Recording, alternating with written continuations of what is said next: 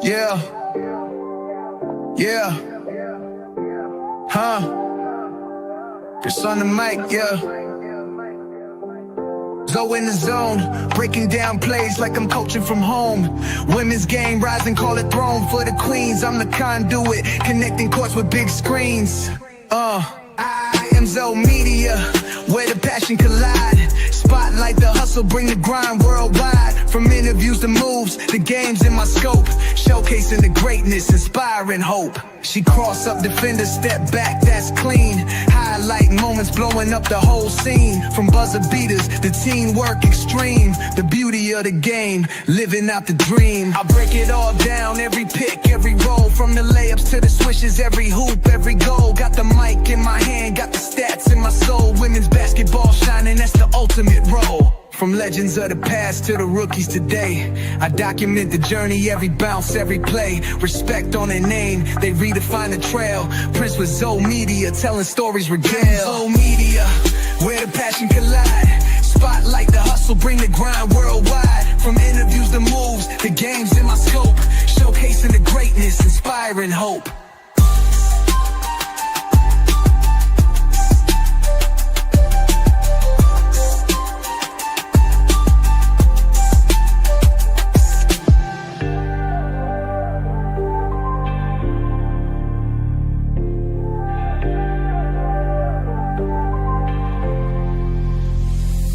I break it all down, every pick, every roll. From the layups to the swishes, every hoop, every goal. Got the mic in my hand, got the...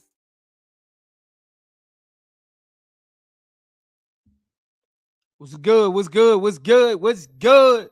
Shout out to everybody coming over from that garbage aces doggone game. Man, we had them, man. We had the links. And I don't want to hear nobody talk about fee. I'll be telling y'all, against good teams, she don't show up that much. Man, what up, Cliff Hill? What's going on, Cliff Hill? B. Will, Lilac, what's going on? Man.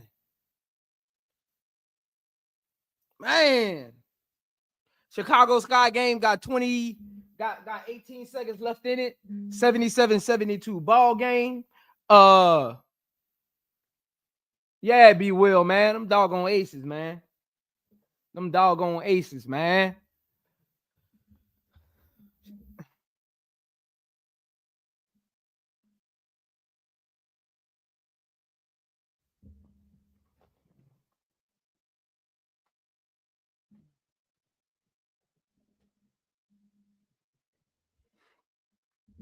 Hit the like button as you come in.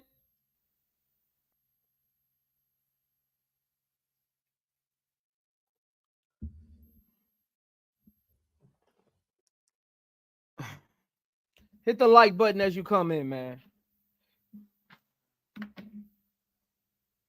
Let me see. I see for the Mystics, Sykes holding our own. Angel Reese and Kamilla both double doubles. Angel Reese 7-10-5 right now. Again, the game still got 12 seconds left in it. Yeah, Sykes got 32. And Angel got 17, 10 and 5. And Cardoso got 18, 10. Angel 7 for 13 from the field. Kamillacardoso 8 for 13 from the field. And Atkins is the only other player in double figures with 10, 4 for 8 from the field.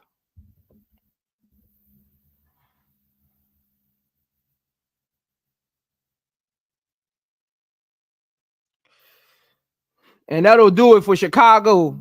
Final score 79-72. Again, hit the like button. Hit the like button, man. Hit the like button as you come in. What's going on, Woody Mack? What's going on, Gamble? What's going on, Lilac? Hit the like button as you come in.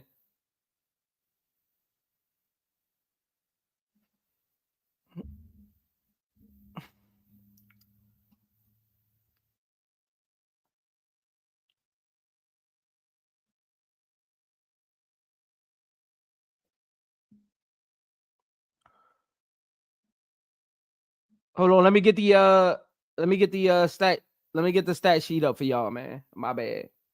Let me get the stat sheet up for y'all, man. My bad. Hit the like button as you come in, man. Hit the like button as you come in, man. We got a lot to get to, man. Hit the like button as you come in, man. We got a lot to get to, man. Hit the like button as you come in. We got a lot to get to, man. Hit the like button, man. Hit the like button, man.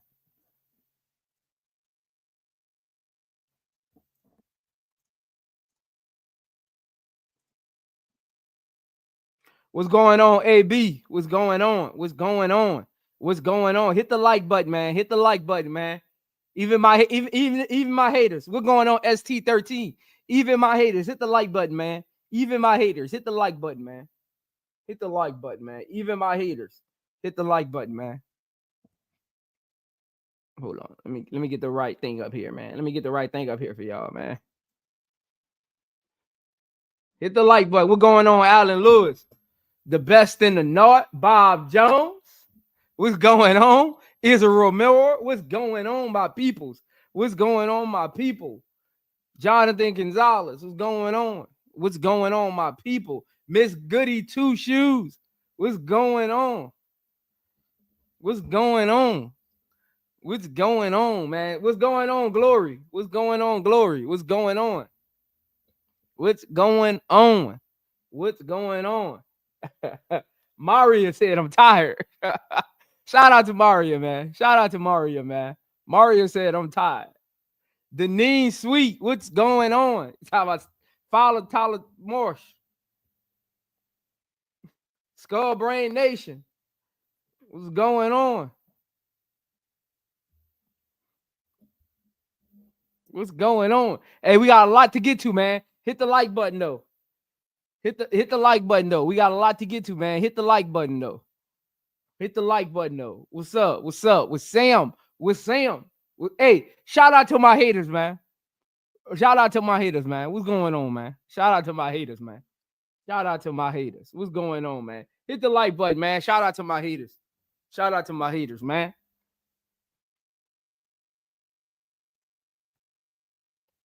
What's going on, Dennis PC Gaming? What's going on? Again, final score for Chicago versus the Washington Mystics, 79-72. Let's get to our box score, man. Let's get to our box score. Let's get to our box score, y'all. Y'all know how we do this. Rebecca Allen in 21 minutes, 7 points, 50% from three, 50% from the field, 2 for 4. She also chipped in 5 rebounds, 4 assists. Angel Big Dog Reese, 17 points, 10 rebounds, 5 assists. Oh, that's free throws. 0 for 1 from 3, 5 for 13 from the field, 53%. Angel Reese been getting that field goal percentage up these last 3 games. The 2. Last 2, maybe 3. Last 2 or 3, whichever one it was. She been shooting over 40%. I'll take the last 3. So shout out to Angel Reese getting that field goal percentage up there. Kamillacardoso in 29 minutes. I did want to see Kamilla play a little more tonight when I was watching the game.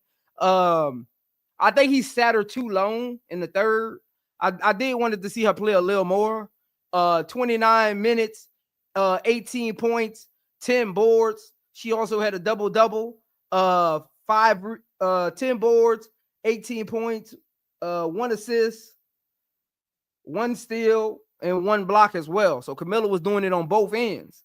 Kia Nurse in 15 minutes, basically. 1 for 4 from the field, 25%. Man, get out of here, man. 3 points. 3 points. She almost had mid-foul points, man. Get out of here, man. Ariel Atkins, 4 for 9 from the field in 34 minutes. 0 for 1 from 3. Only took 1 3 tonight. Did make both of her free throws. She had 10 points, 7 assists, 2 rebounds as well. haileyvanlith. I thought in the second half she was really gonna turn up because I think she had like 2 straight buckets in the second quarter. I wasn't sure, but I thought she was definitely gonna turn up, but she disappeared as well. But haileyvanlith in 26 minutes, 2 for 6 from the field, 1 for 1 from 3. She did hit her only 3, and I talked about that. Even if it's only 1, you got to hit that 1 3, especially when you're open. So I'm gonna give her congratulations or good job for at least hitting the three she took, because her 3-point shooting is going to be important to her. Chicago Sky, Hailey Van Lith 3-point shooting is going to be important for her career. Trust me. When you're a small guard, you got to be able to shoot from outside. You got to be able to shoot, because you ain't going to be able to go in there every time. And Hailey Van Lith is not a shifty guard. So every now and then she gets in trouble when she gets down in the paint. That's definitely something she needs to improve on. But she had 5 points, 1 assist, 2 rebounds. Rachel Banham. This y'all queen? Is this y'all queen? Rachel Banham. Is this y'all queen? Is this y'all queen? Is this y'all queen? Rachel Banham. Is this y'all queen?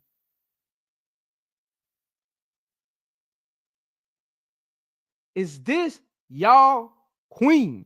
Rachel Banham. Is this y'all queen? Rachel Banham in 14, little over 14 minutes, 0 points, 1 rebound. Let me see. Let me make sure. And 4 fouls. What? How did Rachel get 15 minutes in this game? In the second quarter, Rachel came in the game and turned the ball right over in the second quarter. I would have subbed her out the game. 0 points. This y'all queen? Wow. E. Will has been regressing. I don't know what's going on with E. Will. She's been looking slow. She's been looking out of it. 3 for 5 from the field, 6 points in a little over 11 minutes. Mojo, Courtney, and Maddie did not play. Of course, we already know Mojo and Vandersloot is injured for the Washington Mystics. Sonia Citron in 35, almost 34 minutes. 36 minutes, 13 points, 3 assists, 9 rebounds, 4 for 9 from the field, 1 for 3 from 3, 4 for 5 from the free throw line. Kiki, 26, almost 27 minutes, 8 points, 6 rebounds, 2 for 4 from the free throw line, didn't take a 3, 3 for 8 from the field, 37%. You got to play better, my girl. You got to play better, my girl. You got to play better. Shakira, I think, if I'm not mistaken, I think Kiki was in foul trouble literally the whole second half, if I'm not mistaken. Shakira Austin, 27 minutes, 9 points, 9 rebounds, 4 for 8 from the field, 0 for 1 from 3, 1 for 2 from the 3-point line. She also chipped in 2, 6, and 4 big blocks. Hey, Shakira Austin, some people wanted to trade her this season when they were trying to decide, like, between the bigs. There was some people that wanted to trade her. I don't know, man. I don't know, man. Hey, the Mystics, they might want to keep Shakira Austin. Shakira Austin got that dog in her. Yeah, they might want to keep Shakira Austin. Got that dog in her, man.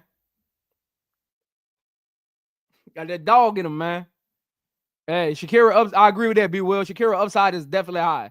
Her upside is definitely high. Oh, I'm sorry. I missed Michaela. My bad. I missed Michaela. My bad. Because I seen E. Will and I seen Mojo. My bad. I didn't even realize I missed Michaela. Michaela in almost 12 minutes, 3 for 5 from the field. Not bad. 3 for 5 from the field. Not bad. 6 points, 5 personal fouls, though. You got to stay out of foul trouble, my girl. Brittany Sykes, the player of the game. Brittany Sykes. I gotta get a player of the game. I gotta get a player of the game thing. I'm gonna have that for next post game. I gotta get a player of the game little award thing. A little super chat looking thing. I got you, Sykes, next time. I got you, Sykes. You get player of the game, I got you, Sykes. But Sykes, player of the game, in my opinion. Sykes showed up early and she showed up often. Chicago guards couldn't do nothing with Sykes. Sykes was just shooting like nobody was guarding her, man. Sykes in 36 big minutes, 13 for 24 from the field. Damn. Damn, 54%. Sykes was 4 for 5 from 3. 2 for 3 from the free throw line. Damn, Sykes had 80% from 3. 54% from the man. Hey, Sykes, shout out to you, Sykes. Shout out to you, Sykes. Man, 5 assists, 32 points, 3 steals as well. Man, Sykes was everywhere, man. Hey, Sykes is Sykes was on one. Look, and I'm one of the people that be complaining sometimes that Sykes be freezing out the other players, shooting them out of games. But today she showed up and she played well from start to finish. Sykes played well from start to finish on both ends. On both ends. Sugg Sutton, the unofficial quote on point guard, in almost 20 minutes, 2 for 3 from the field, 7 points, 6 assists. Jade Melbourne. I like Jade. I am a fan of Jade's, honestly. I am a fan of Jade's. In almost 25 minutes, 1 for 7 from the field. She also had 4 rebounds and 2 points on the night. I'm actually a fan of Jade, though. Jade comes in. Again, she only had 2 turnovers, playing the backup point guard role. I mean, that's all you can ask for, man. Jade is a solid player. And a lot of people keep forgetting Jade is only like, I think, if I'm not mistaken, hey, can somebody in the chat tell me how old Jade is? How old is Shelburne? Is she like only 20 or 19? How old is Jade? Is she like 20, 19? She's between like 19 and 21. Jade not even that old. Jade not even that old, man. Jade not even that old. Stephanie Dosen, she needs to retire or something, man. She just be out there looking out of place. Like, cause Kiki, Shakira, and Edwards are like young and they move a lot. When Stephanie Dosen in the game, you could tell the difference. Stephanie Dosen just looks out of place. Look, man, you 6'4", and you got you 6'4", you played a little over 13 minutes, and you didn't grab 1 board. Man, get out of here, man.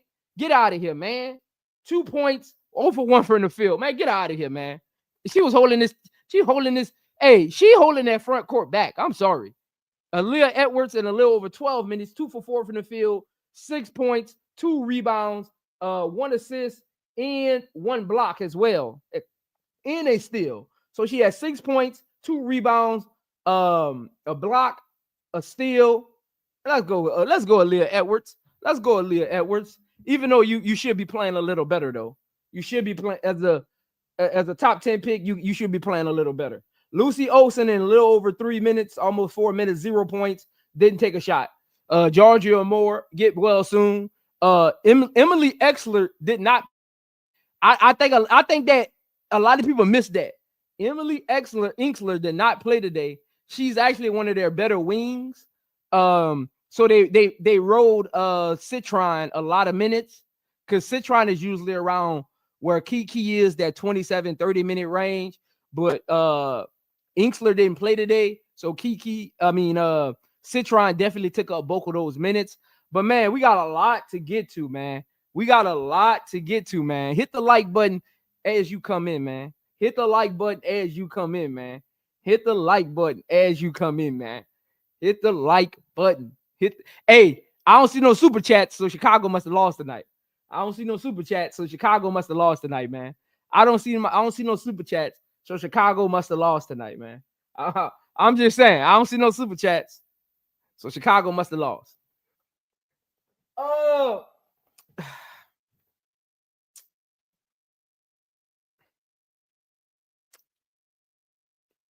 I got a lot I want to say about both halves of the ball.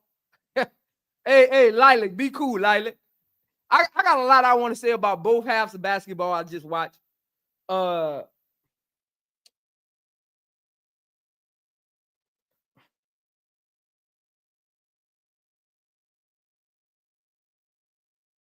No, Brass, the Aces lost too. The Aces get on nerves today, man. The Aces lost too, man.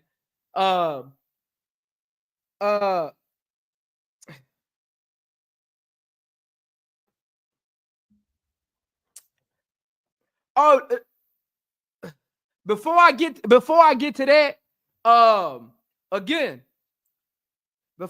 to that, we gonna look. as part of my battle of the big dogs, congratulations to Angelreese. She proved me right. She proved all of her fans right that she got that dog in her. Kiki, you got some lessons to learn, my girl. So you got to get back in the lab. I'll say this though, Kiki missed some bunnies that she usually make. Like she had some 8-foot shots that she usually make, but she was in foul trouble the whole second half. But I told y'all, Angel's experience. See, Angel has experience against like the Ages, the Stewies, like multiple games against them. So you pick up things when you're playing players. That's why I told y'all when Angel is guarding Kiki, it's going to be Kiki's skill set versus things that Angel has picked up along the way. You can tell Angel definitely has more experience than Kiki. Because every time Kiki got the ball, she was pressing and Angel was just kind of like in her own world, and Kiki was pressing. Hey, but I'll tell you this. I like that both of them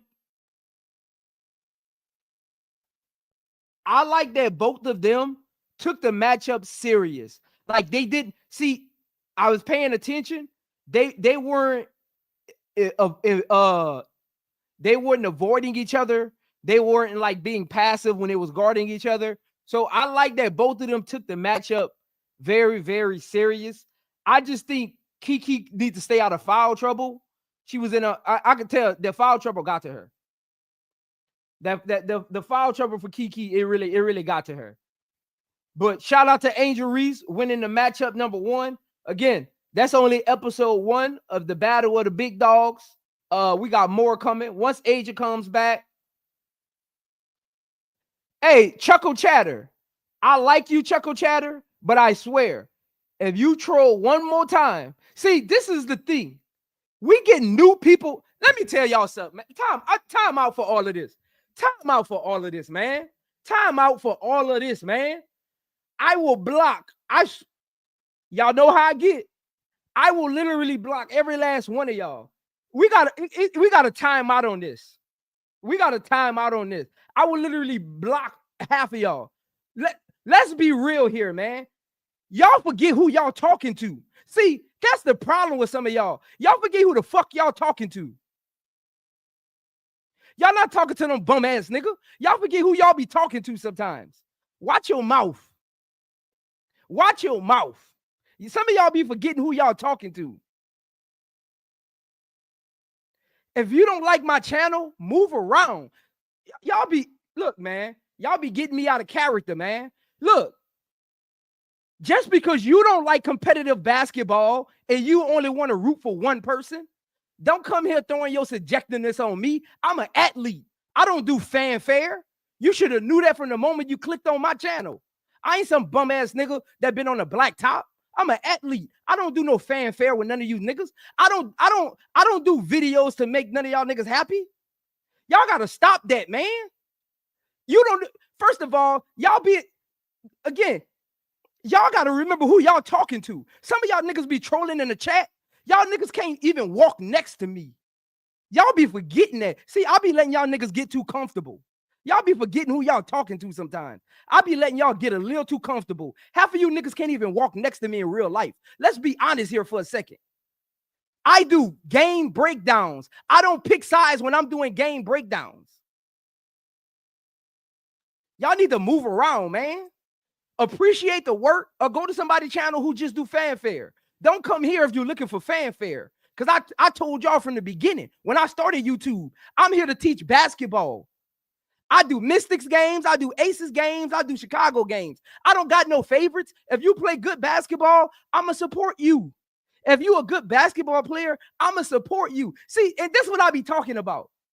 Y'all come in the chat with all of that, but y'all be the main one saying why we always talking about one player. Y'all got to stop that, man. Y'all niggas be glazing too much, man.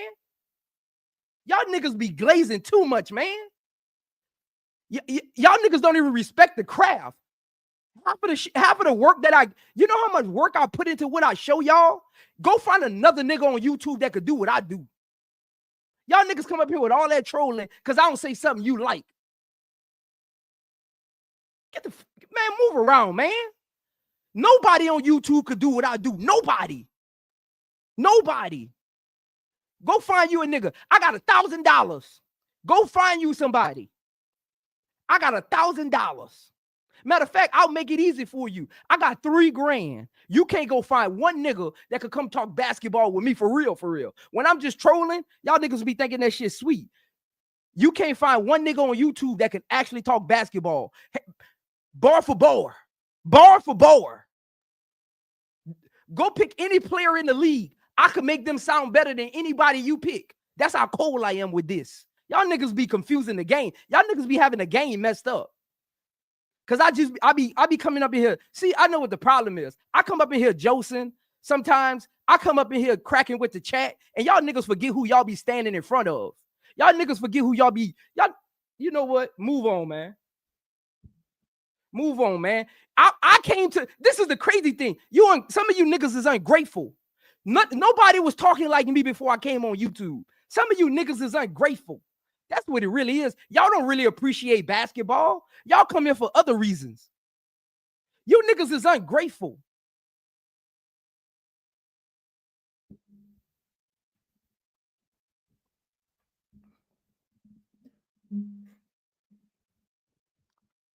You niggas is really ungrateful, man.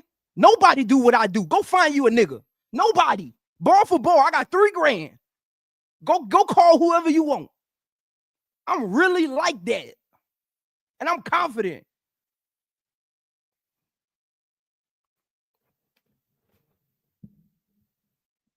Y'all niggas be tripping. Shout out to ST13 for the $4.99 super chat. Explain to me what happened in the third quarter. Came out with no energy, stopped moving the ball.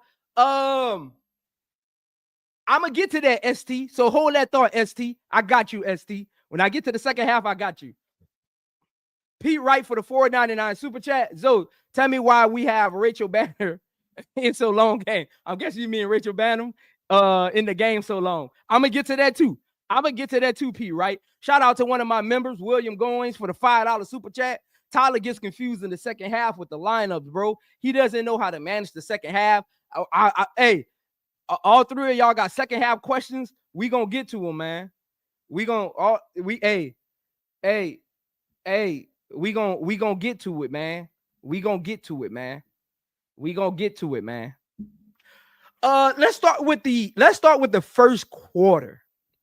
I'll say this: the first quarter, whatever Tylermarsh game plan was, even if it wasn't play calling, I'll say this: I love the first quarter. I love the first quarter from Chicago Sky. I always say this about Chicago Sky. Why don't they get out in transition more? When you got like a player like Reese, you got a player like Ariel Atkins who can score in transition. Why not get out in transition more? Tylermarsh wants to run this little methodical offense. Why get out in transition? If Reese gets the ball, everybody go. If Ariel gets the ball, everybody just go. Like, Chicago plays too slow for me. But today in the first half, either they watch film or it was just the way that the game was playing out. The first half was definitely, I would say this. I would go this far.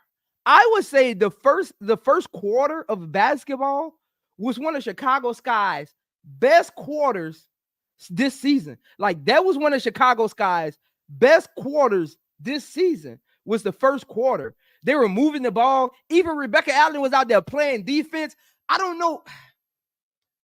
And as I'm watching the game, and I'm gonna get to that in the second half, because I'm gonna tell you what happened. I'm gonna tell you what I feel happened in the second half.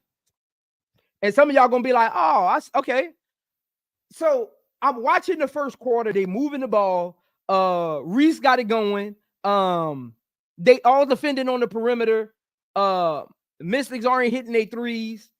Chicago looks confident. Confident. Shout out Oakland Trap House for the $2 super chat. How do we fix the perimeter defense? Sykes 32 points with the F. I'm gonna get to that. I got you, Oakland. I'm about to get to your super chat right here in the second quarter. I don't know if they were riding a high, because when I look at it, when I look at the game, I don't know if they was riding a high or what, because I'm about to make y'all realize something. That's why y'all come here. I'm about to make y'all realize something. Chicago Sky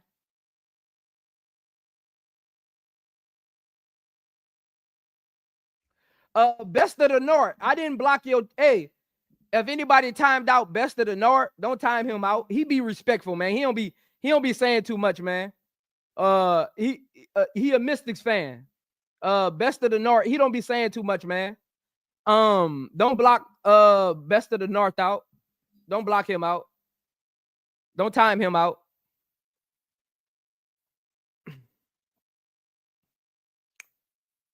I'm about to make y'all realize something. And before I bring it up, I'm going to say it first.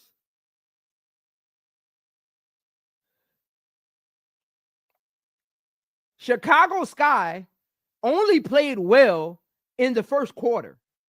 That's what y'all don't realize. Chicago Sky first quarter was so good, y'all actually thought they played well the entire first half. Chicago Sky did not play good in the second quarter. I need y'all to realize that. So whatever happened in the third quarter was just a transfer over from the second quarter. I need y'all to really go back and watch that second quarter. Chicago Sky did not play good in the second quarter. I'm sorry. They did not. I don't know, because I see people saying second half, first half. That's why I told ST and them I was going to get to theirs. Chicago only played good in the first quarter. Let's call it what it is. They only had a good first quarter.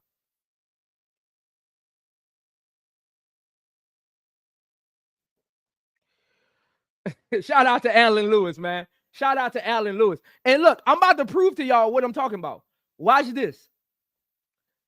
Look at, hold on, let me break it on the screen better. And hit the like button, man. Look at the first quarter. Now look at the rest of the game. Chicago only really played good in the first quarter. And when I was watching the game,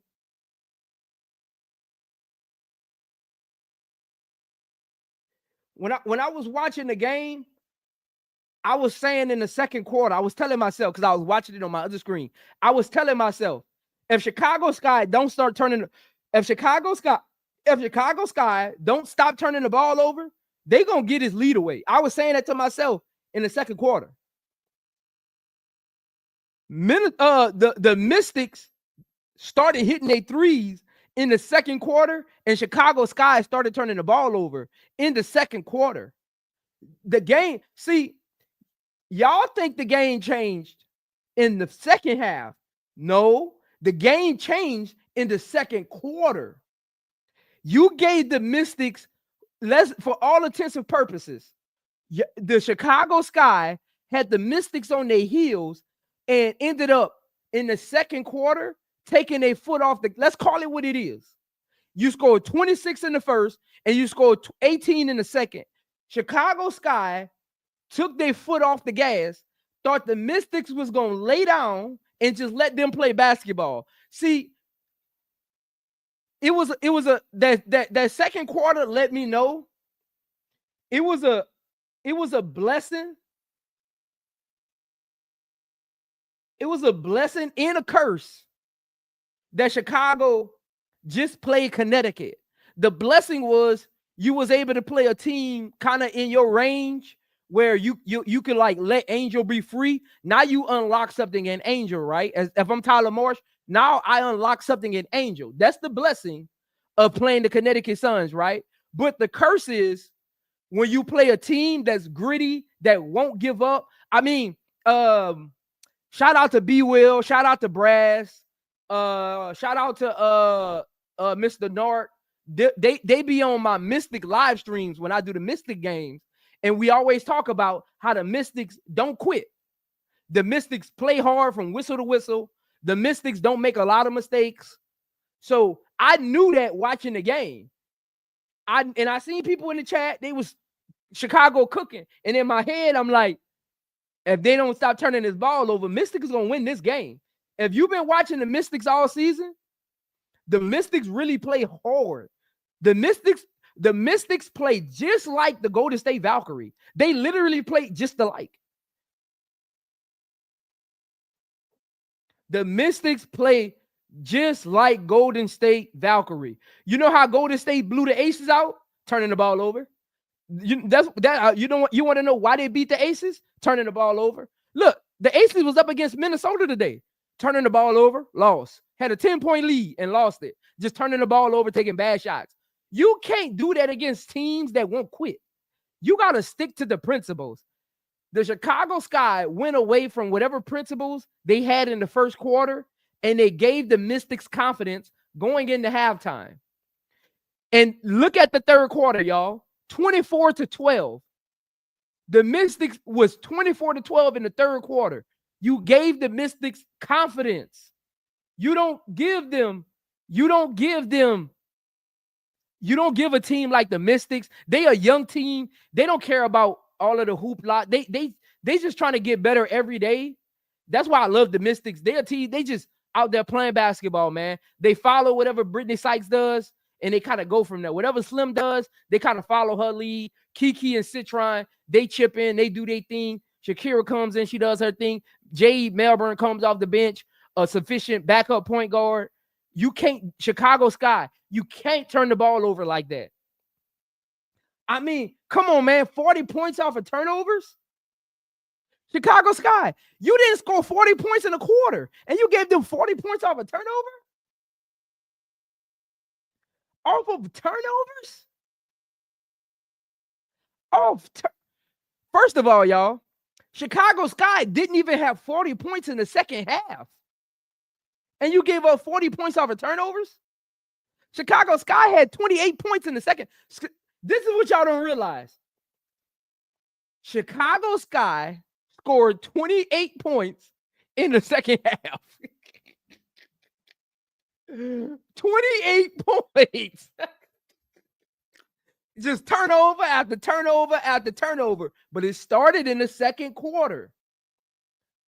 You can't take your foot off the gas against a team like the Mystics. The Mystics, see, that's why I could tell. I was looking at the chat when all y'all was watching the live stream, and that's when I was saying, I was like, they don't really watch the Mystics. I could tell they don't really watch the Mystics. I could tell, because they think this game over. I could tell. The Mystics see, what helps the Mystics is they have a solid rotation. Chicago doesn't have a solid rotation, so your starters have to be a plus across the board. For Chicago to win, Chicago doesn't have a good bench. So for Chicago to win, your starting unit, they have to be a plus across the board. Like nobody can't be in the negative. Everybody has, your whole starting lineup has to be in the plus. You're gonna have trouble winning that game against standard teams. Not even the top echelon, just the mediocre teams that'll be fighting for that 7-8 seed, which the Mystics are. They're fighting for that 7-8 seed along with the Indiana Fever, the Golden State Valkyrie, and I forgot who else right there. Somebody else is right there. I think the Sparks. But you have to take care of the basketball.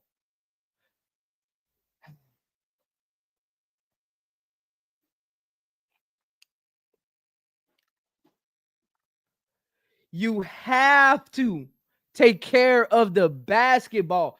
Let's go look at their turnovers, man. Let's go look at these turnovers right quick. Let me pull it up, man. Let me pull them up, man.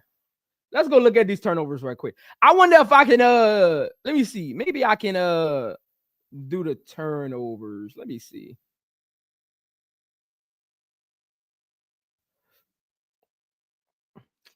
I wish I can do their turnovers.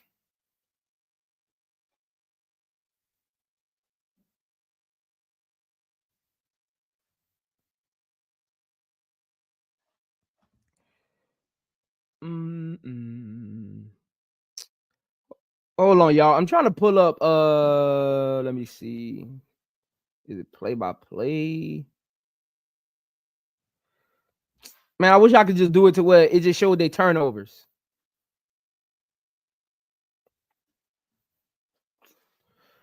I was trying to do it to where they just showed their turnover, but they ain't gonna let me. It ain't gonna show me.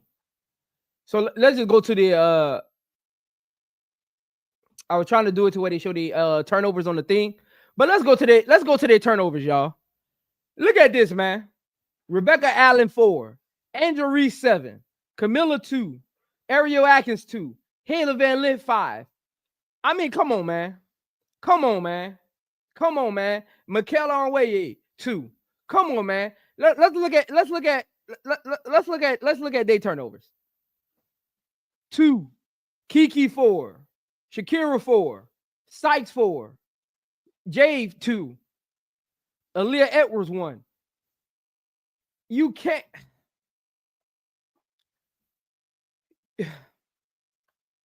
Chicago. See, this is the thing about Chicago Sky that I really don't get. I'm gonna tell you something about Chicago Sky that I really don't get. This is what I don't get about Chicago Sky. Hey, man, it ain't my fault they playing. Goon said I just named 4 black women. Hey, man, it ain't my fault they the ones who had the turnovers. I named haileyvanlith on there too. I think she had 5, huh?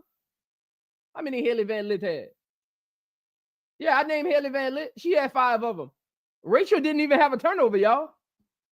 Y'all was in the chat on Rachel. Rachel didn't have a turnover.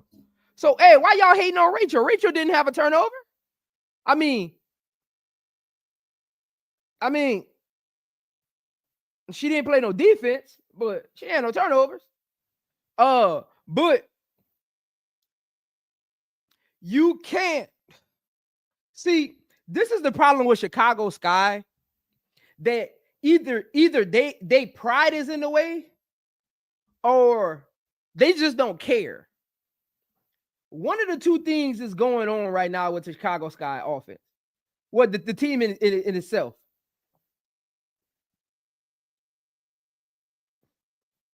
Chicago Sky plays like they better. See, this is going to be Chicago Sky downfall the rest of the season. Chicago Sky, go. I need y'all, and look, this, what I'm about to say might go over some of y'all heads. Chicago Sky plays like they're better than they actually are. I'm going to say it again for the people in the back. Chicago Sky plays like they better than they actually are. And I'm about to tell you what I mean by that. They give up possessions. They turn the ball over and don't get back on defense. They don't recover the shooters. They don't hustle a lot during the game. They make mental mistakes. Good teams can do, the Liberty can do that. The Lynx can do that. The Lynx literally did that to the Aces today. They was missing layups, turning the ball over. When the Mystics, when the Lynx decided, you know what, it's game time. They flipped the script. They started making their shots. They started attacking us in ISO. They started offensive rebounding because we didn't have Asia in the game, and we took Stokes out. Like, Chicago plays like they've proven something already. You're the hunted.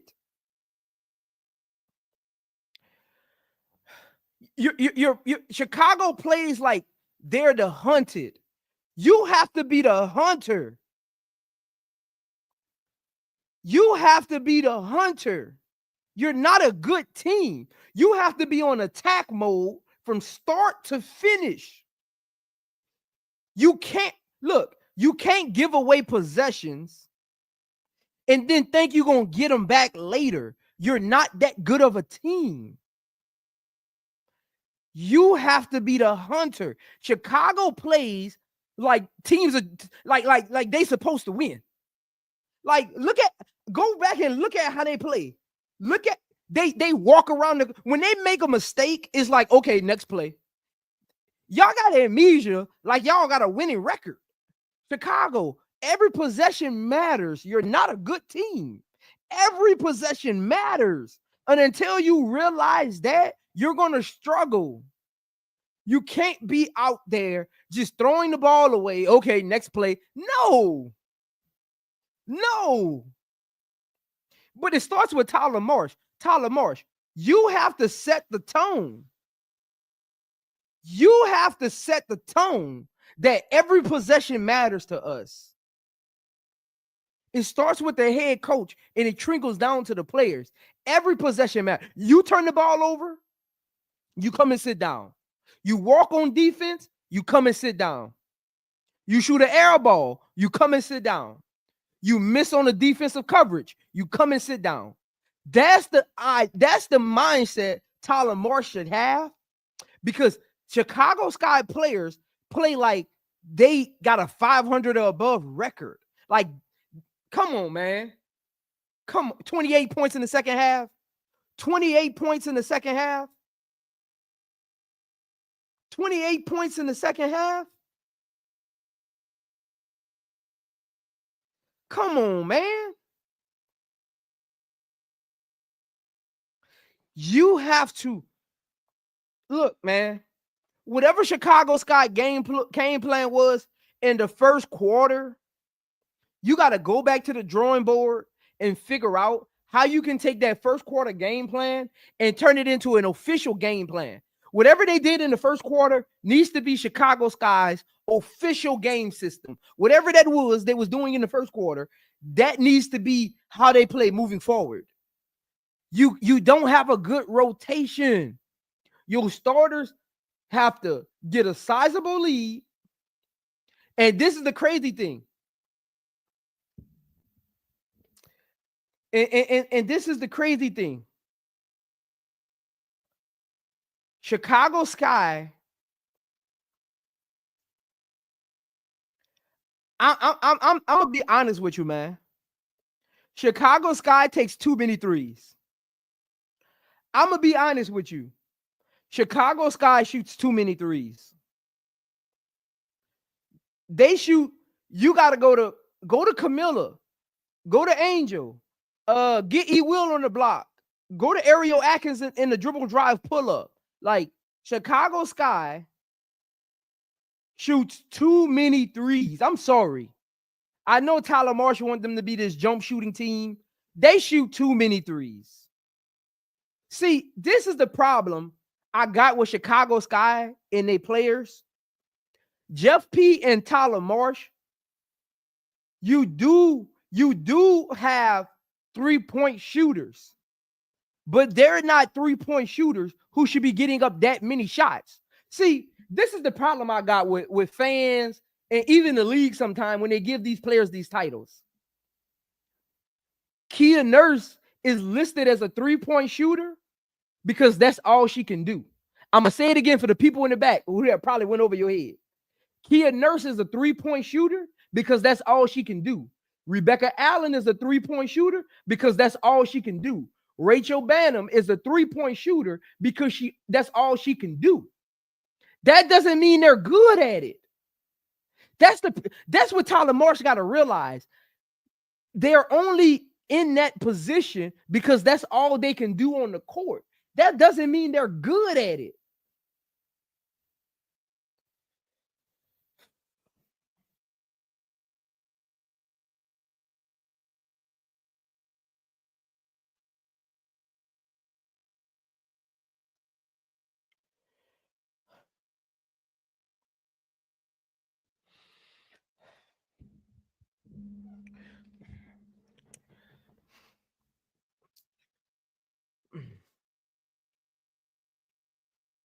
Why doesn't Chicago limit their threes and attack the paint? See, another problem with Chicago is Tyler Marsh needs to create an offense where you always got help at the ball. I noticed that. Look, I'm about to stop giving Tyler Marsh tips. I'm really about to stop giving him tips. Come on, man. Your team struggles with turnovers. always have someone else as the extra next to the ball. That means when somebody gets double teamed, you have somebody in eyesight, a chest pass away that you can get the ball to.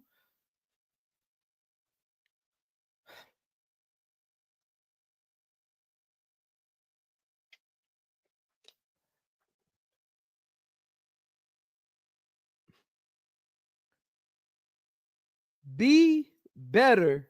Be better in half court execution. That's where Chicago lost this game at. Half court execution was very, very sloppy.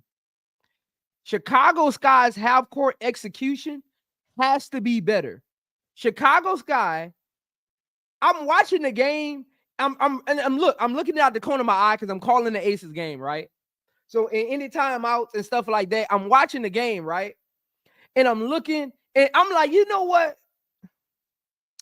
You know what? I'm looking, and I'm like, Chicago doesn't have a half court offense. And I told that to myself right in my head because I'm waiting on the next possession so I can see it. They get in half court again. Chicago doesn't have a half court offense. Want me to tell you how Chicago scores in half court? Second chance points and bulldozing to the rim. Like, really watch Chicago's half court offense. Really watch Chicago's half court offense. It's second chance points of offensive rebounding and just put your head down and force up a shot. Like, really watch. Look, all I ask is you really go watch. See, go watch Chicago actually score, like, not in transition. Chicago Sky, I'll give Chicago Sky this. Chicago Sky is a great transition scoring team, but they don't get in transition a lot. But Chicago is great in transition. Offensively, they can get down the court real fast. Sometimes with cherry picking, but they can get down the court real fast. They can score in transition, but they half court offense execution is horrible. I mean, horrible.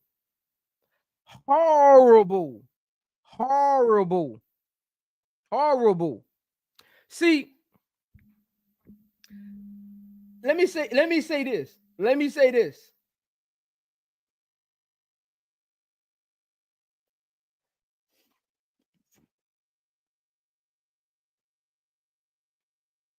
Let me say this. Hold on, let me get to the super chat. Shout out to ST13 for the $9.99 super chat. Is it just me, or is it strange that Angel and Kamilla set so many screens? Can't the other cards set screens also? Who is supposed to set up their half court offense? I think, see, this is the problem. This is the problem with Chicago.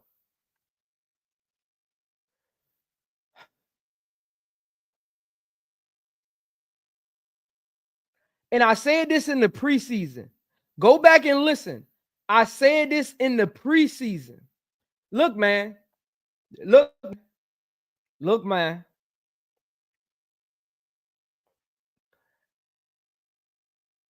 I get it. I literally get it. I get it.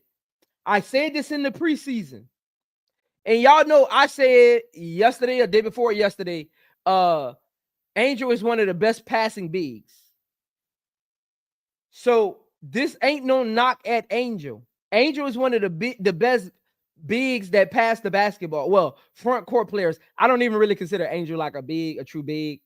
She's one of the best front court players at passing the ball, right? But she's not a facilitator. She's more of a instinct player. Sometimes you need you don't need a point forward. Sometimes you need someone to get everybody in position. Angel's facilitation, it comes off of instincts when the offense is flowing, everybody's moving, the floor is spread, you got shooters out there, and she can get downhill, dribble, drive, kick.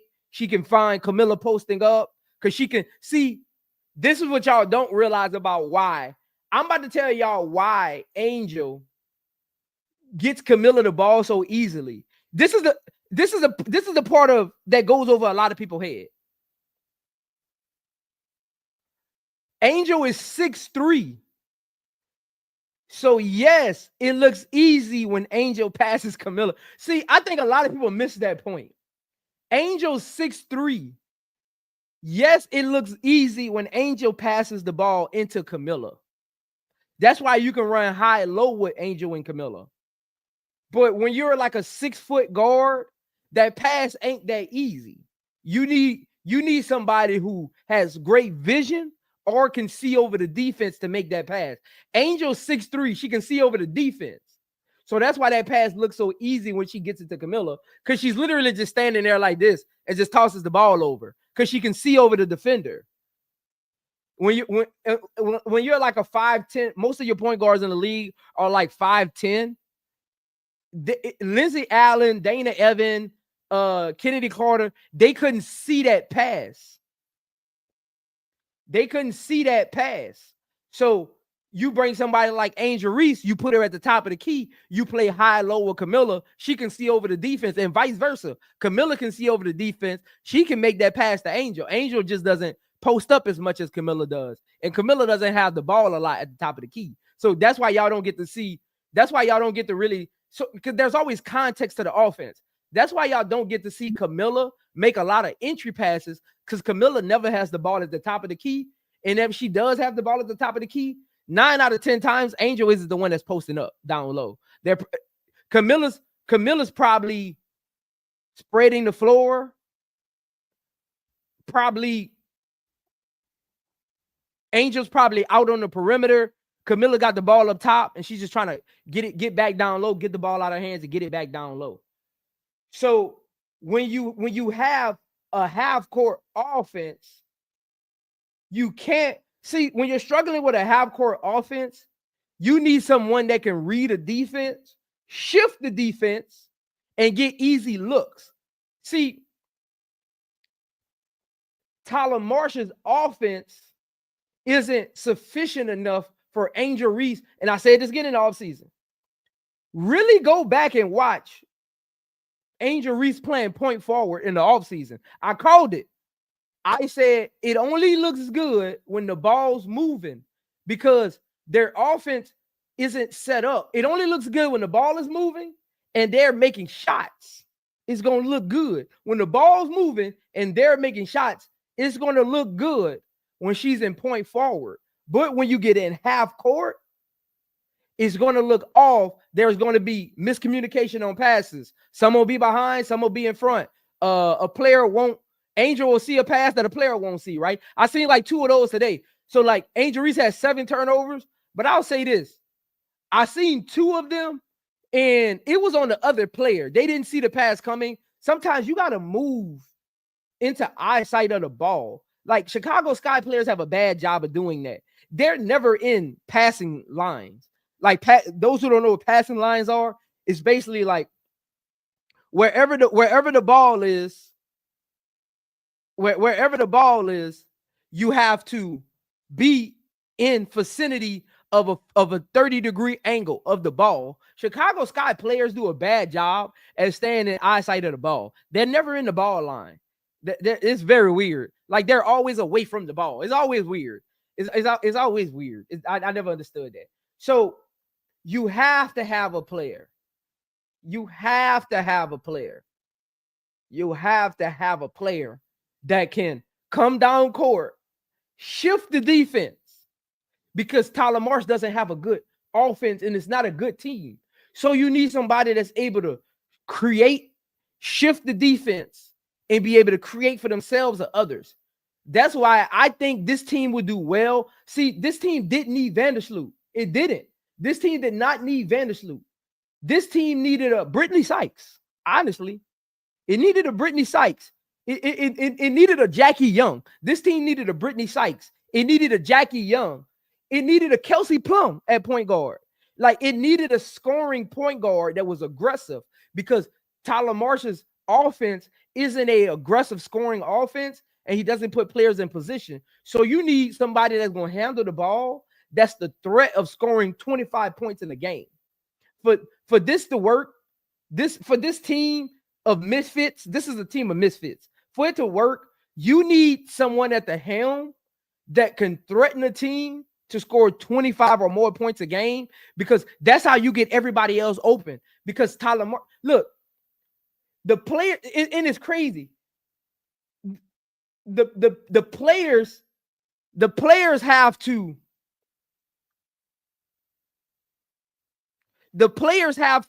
play above Tyler Marsh's coaching. This team isn't good enough to do that. That's why y'all see the lapses, y'all see the mistakes, y'all see the turnovers, y'all see the discombobulation on offense when they're running plays. They have to play above Tyler Marsh's offense, and they're not that kind of team. That's why it was so important for Tyler Marsh to create an easy, simplified offense for them, because they're not talented enough as a team to play above his mistakes coaching on offense. You don't have the personnel to do that. So if they have 10 turnovers in the first half, 9 out of 10 times Chicago will lose that game, because their offense isn't sufficient enough to recover that lead. They don't score enough. Chicago is the look, whoever was on, if y'all was on my live stream, I forgot what it was. Was it yesterday or Sunday? I forgot which one it was. It was yesterday or Sunday. Or maybe it was last week sometime. Maybe it was Saturday. Chicago Sky is literally dead last in scoring. You don't, like, as a head coach, how do you not know that? How do you not know your team is last in scoring? But yet, you still come out there with a flunky offense. You still got the team turning the ball over. You're not holding nobody accountable. You're not helping them get in position. You're not setting them up successful in the half-court offense. Like, how is that not a fireable offense? Look, when I cover Chicago Sky, I be confused. How is some of the stuff that he does not a fireable offense? You're dead last in scoring, but yet you allow your team to just turn the ball over constantly, not get back on defense, constantly not get back on defense, constantly get out-coached on the offensive end. Come on, man. Look, if Tyler Marsh came out there with a simple motion offense with a bunch of handoffs at the high break, that offense will be better than whatever he's trying to run here.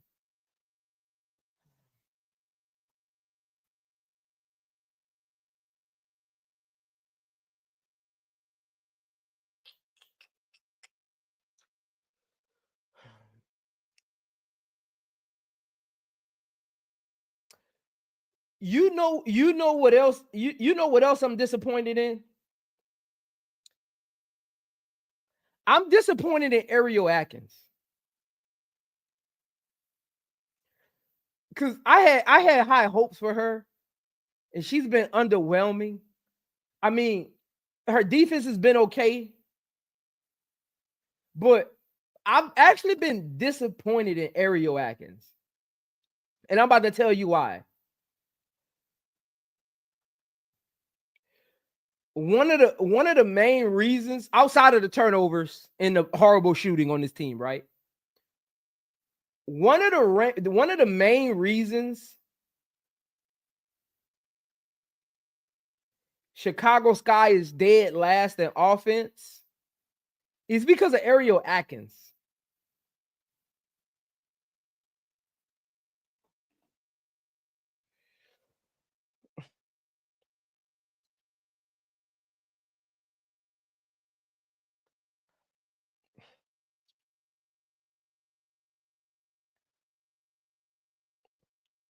See,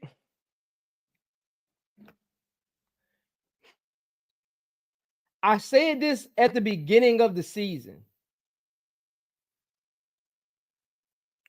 In order for this team to be successful, Ariel Atkins has to be their best player, and it can't even be close. This team is so inefficient at everything, facilitating, rebounding. Y'all be surprised how many. Don't y'all know Chicago gives up a lot of offensive rebounds? I don't think a lot of people realize that. Chicago Sky is 11th in offensive rebounds against. Chicago Sky is 11th in offensive rebounds against. Chicago Sky gives up a lot of offensive rebounds. A lot. They give up a lot of second chance points.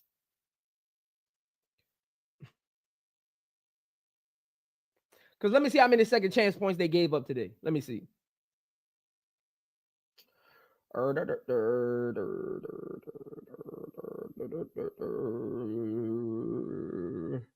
Today they did pretty good. They only gave up 3 second chance points, but that's going to be low when you give up 40 points off turnovers. So that'll be low. They only gave up 3 today. They gave up 3 second chance points today. So they did a good job at that, not giving up all those points on second chance points, but you gave up 40 points in turnovers. So it kind of like trumps that.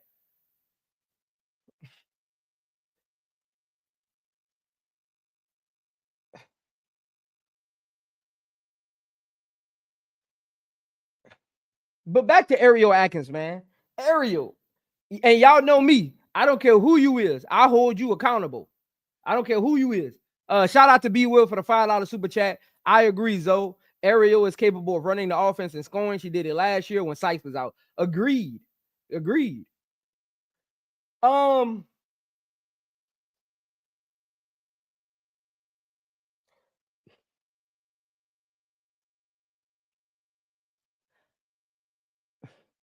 I was one of the people happy that Chicago got Ariel Atkins because I know all she's capable of.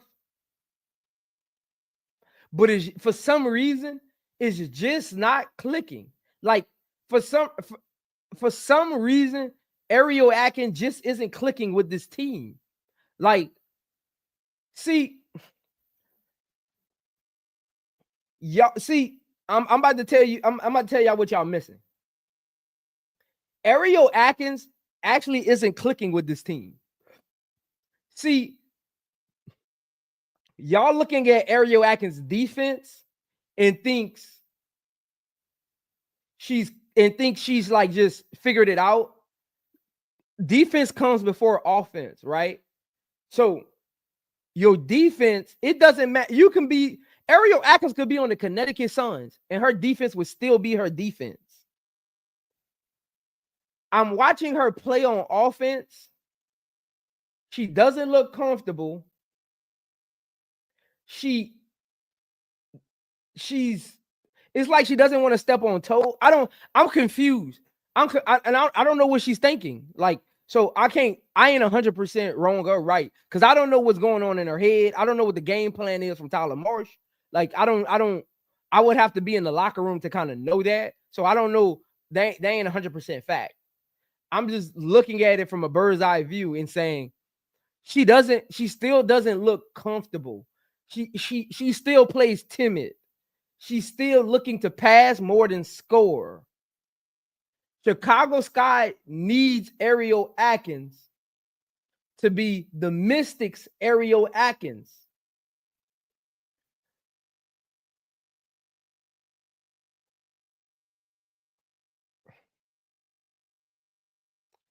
And it ain't all on Ariel Atkins. Some of it is on tylermarsh. But let me tell you this, man. See, this is where I get into it with people, man. This is where I get into it with people.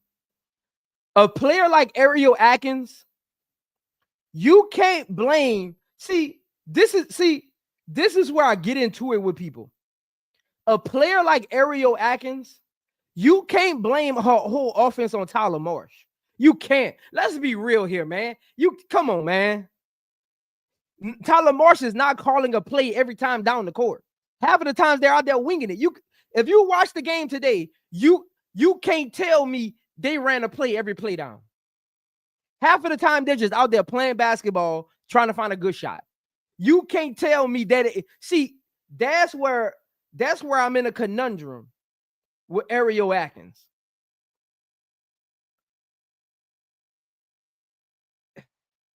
And look, maybe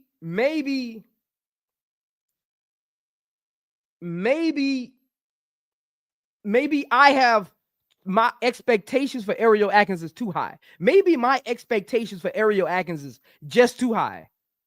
Because I know what her pedigree is. I know what her accolades are.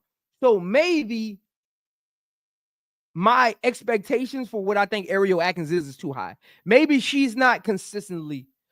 I mean, she was consistent. So I ain't even gonna say that. It's just not clicking. I mean,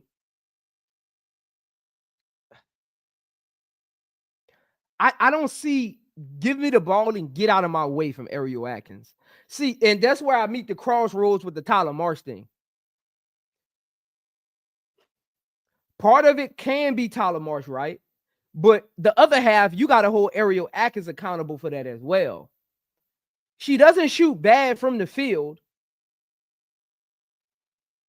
Aunt Dix.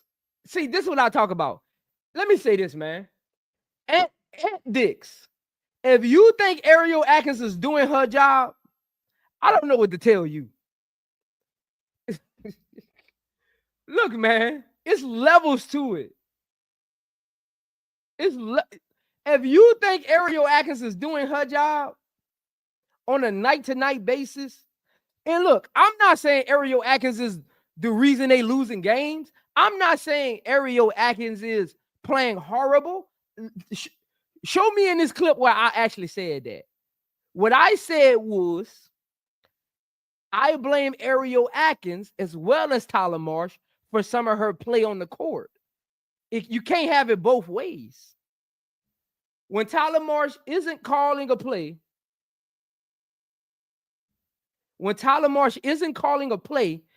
Ariel Atkins, look here, man. See, this is what y'all keep forgetting. These are professional athletes. These girls not in high school. These girls not in college. These are professional athletes. They've been playing basketball for almost 20 years.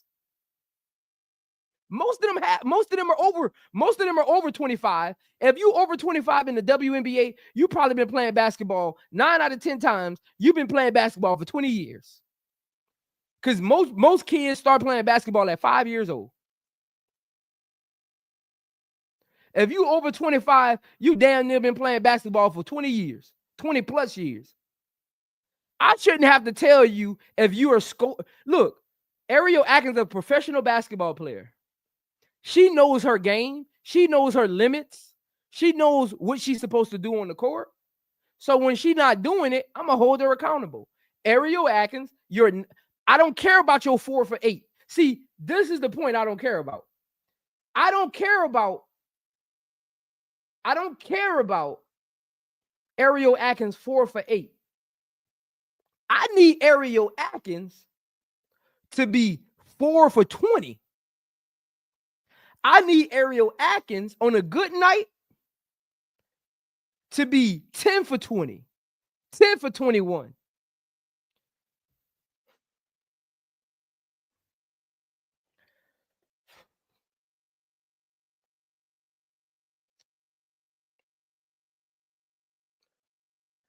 See, when we look at games and losses and in wins, see, when you look at games and losses and wins, there's congratulations to go around and there's blame to go around when you lose.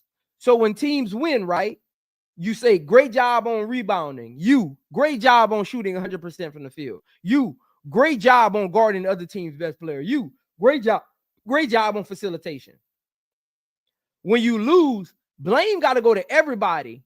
You stop turning the ball over. Take your time. Stop turning the ball over. You rebound more. You hit your open shots. You get back on defense. You stop letting people dribble, drive, penetrate. There's blame to go around. See, this is what I don't like. when I come on my post game, and this is, let me tell y'all something. This is, you know what's always weird? Every time I say somebody's name, y'all bring up somebody else, or y'all say they ain't the only reason they lost.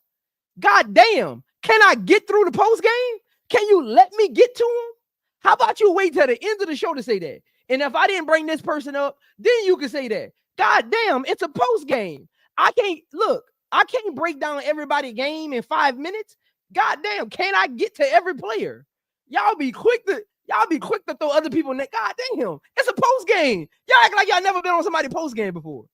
Can I get to the other players? I've done 9 post games already. You know I'm gonna get to every player. Can I get to the player? God damn. Y'all. Hey, look, man.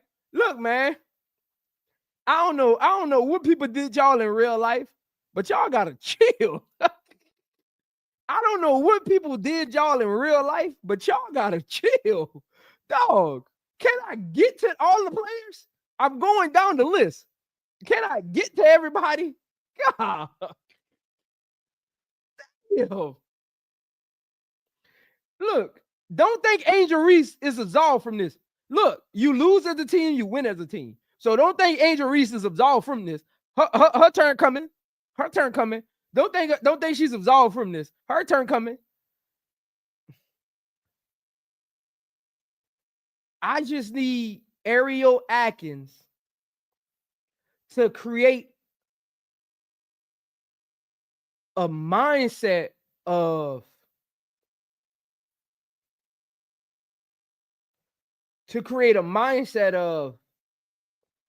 I gotta go down swinging for us to win.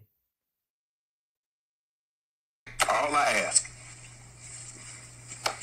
is when you lay your head on that pillow at night, know I gave you everything I had. Shout out to ST13 for the 1999 super chat. I agree about Atkins not being aggressive enough and not taking enough shot. It goes back to my first question. Why don't the other guards set screens for her when she is getting double teamed to get her shot off? Chicago got a lot of low IQ players, ST. Chicago has a lot of I need to get mines.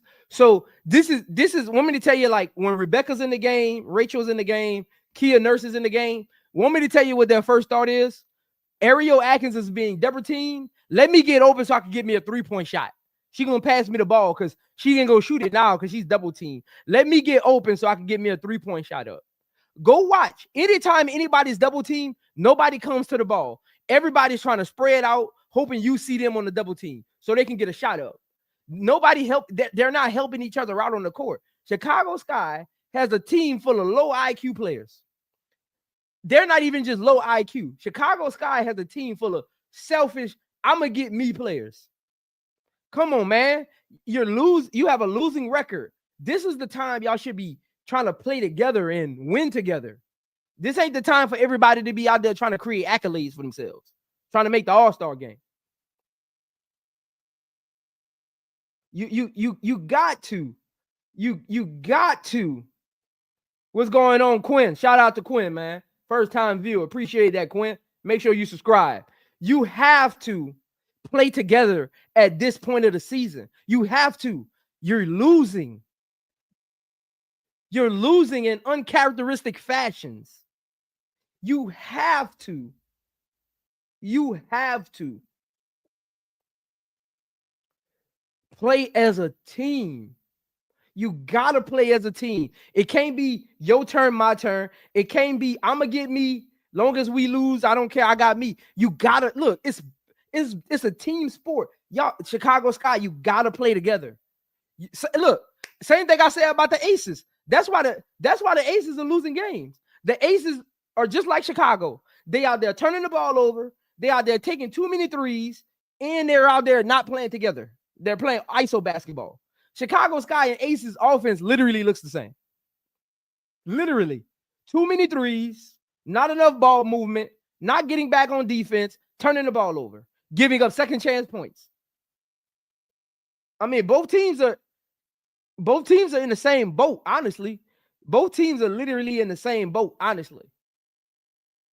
When it comes to like how they play, so I can see Tylermarsh definitely came from the Aces, because the Aces offense looks just like Chicago's offense, literally discombobulated, unfundamental, error every possession. There's an error going on the court. You have to play as a team if this is going to work. See, Chicago Sky need me in their locker room, man. See, Chicago, they need me in their locker room, man. You gotta, Chicago Sky. It's only been 10 games. You got 34 more games to go. If Chicago Sky goes 500 over the next 34 games, they can possibly get a seed.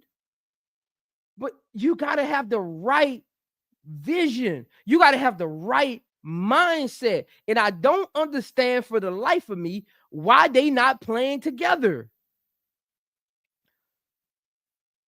You got to play together. You got to play together. You got to play together if this is going to work. You got to. You got to. You got to give up a shot to get a better shot. You got to give up a pass to get a better pass. You got to box out so somebody else can get the rebound. You have to give your body up and take a charge in transition. You have to go out there and sweat every possession so the next person next to you can say, I need to play like that. You gotta, y'all gotta, you gotta play together. I don't know why y'all missing that. Chicago Sky, Tylermarsh, they gotta play together. Angelreese, y'all gotta play together. Kamilla, y'all gotta play together. Ariel Atkins, y'all gotta play together. Rachel Banham, y'all gotta play together. Kia Nurse, y'all gotta play together. HBL, y'all gotta play together.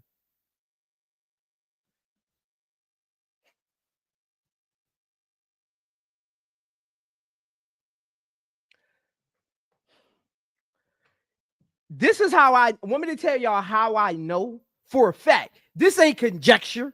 This ain't opinionated. This is fact. Go pull a film up. This is fact. This is why I say Chicago Sky don't play together. This is fact. Even against teams that they've won, Chicago Sky does not play together. I'm about to tell you why. Go watch Chicago Sky games. You never see nobody making an extra effort to get somebody else a look. Like if I know Kia Nurse can shoot well from the corner, guess what I'm going to do? Guess what I'm going to do? I'm going to set screens. I'm not going to go to the corner. I'm going to tell Kia Nurse, go to the corner. I got a screen set for you. I got you. Angel Reese, look at Kia Nurse in the corner. I'm going to set the screen for her. Kia Nurse, when I set the screen, you go to the corner. I got you. That's how you play together. Am I talking to anybody out there, man? Or y'all just going to keep, y'all just going to be talking about, y'all just going to keep talking about stuff that don't matter to basketball? Am I talking to anybody out there? Or y'all just going to keep talking about stuff that don't matter to basketball?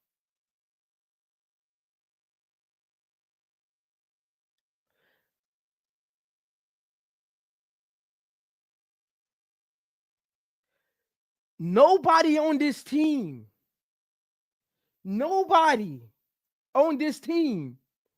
plays together. Nobody on this Chicago Sky team plays together. Trust me, I deal with the same thing with the Aces. Nobody on the Aces is playing together right now, even though they've won championships together. It's all your turn, my turn. I get me, you get you. It can't be like that every game. Look, man, let me tell y'all something. When you're a winning team, some games, Angel Reese is going to have 7 points, 6 rebounds, and 1 assist. Because guess what? She's going to have to box out so Kamilla can get the rebound. She's going to have to set screens so Ariel Atkins can score. and she gonna have to use most of her energy playing defense. That's how you play together. Some games, Ariel Atkins gonna have 6 points, no assists, 2 rebounds, because most of her effort is going to be committed to I'm going to lock down the other player on the other team because they're the most important part to us losing this game. That's how you play together. When you look at the film, that's how you play together. Some games, Kamilla gonna have to score 0 points, grab 2 rebounds, but have 6 blocks. Because guess what? This game, we need Kamilla to jump at everything because this team likes to play in the paint. We need Kamilla to protect the rim and call out screens because they like to set a lot of screens and they like to get downhill. So this game, Kamilla, you're going to have 2 points, 2 rebounds, but you're going to have 7 to 8 blocks because your blocks is more important to us winning this game than your 10 points and 10 rebounds. That's a team. Am I talking to anybody out there, man? Am I talking to anybody out there? That's a team. Damn.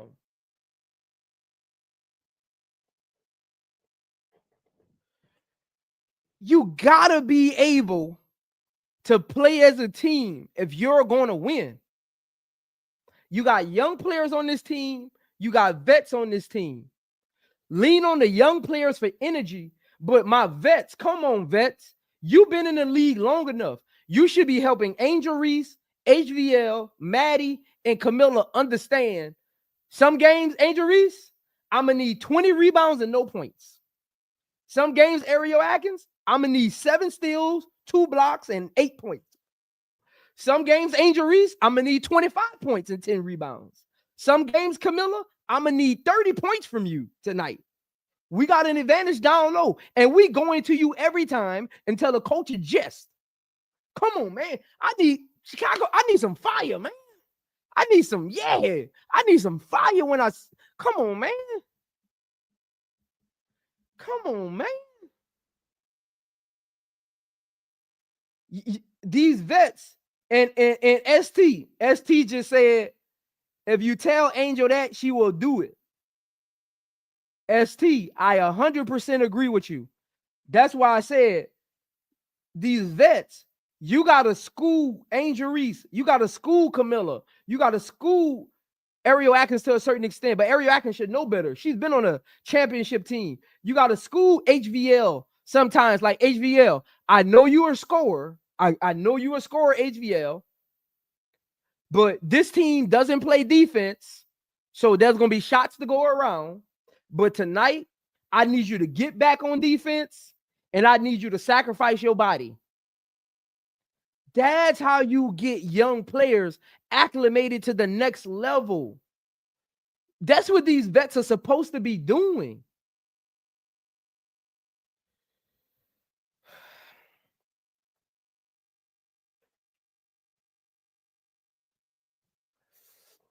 Hey, Brian Allen Hines, I seen Kamilla get 23 points in 3 quarters. So don't tell me Kamilla can't get 30 points. I just seen Kamilla get 23 points in 3 quarters against Dallas. She barely played in the 4th. So don't tell me she can't get 20. She can't get 30 if this team makes a conscious effort to say, Kamilla, we going to you first and often throughout the game because we need you to score 30 for us to win this game. See, this team, you gotta play in a way that fits the players you have. You don't have a lot of high-profile players on this team, so you playing hard, you playing together, you communicating on defense, you not making mental mistakes is so important.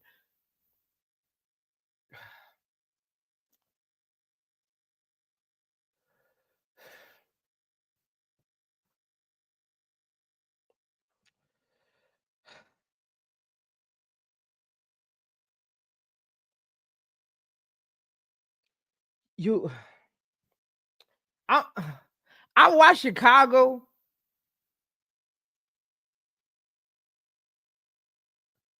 I watch Chicago and I'm like, what's the goal here? I watch Chicago sometimes and I'm like, what's the goal here? What's the goal with this team? Like, is it a play? Is the goal to make the playoffs? Is the goal to get angelreese, Kamilla better? Is the goal to help tylermarsh develop? Like, what's the goal for this team? What is the goal? What is the expectations? And what is the goal for this team? Like, I'm always confused about this team, man. Like, what is it? What is it? I be lost sometimes, and I be trying to figure it out. I just haven't narrowed it down yet. Again, it's only been like 11 games, but like, I don't know, man.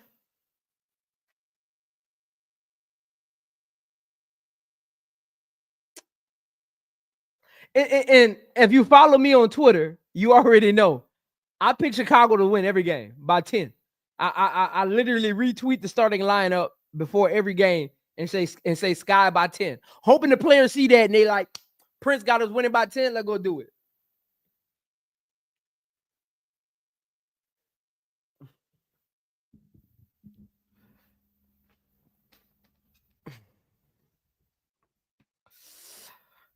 Hey, Uncle J.E., I agree with you. This team has been a huge letdown, man. This team should be, honestly, Chicago Sky should be a 500 team because they let Mercury get back in the game when it was up.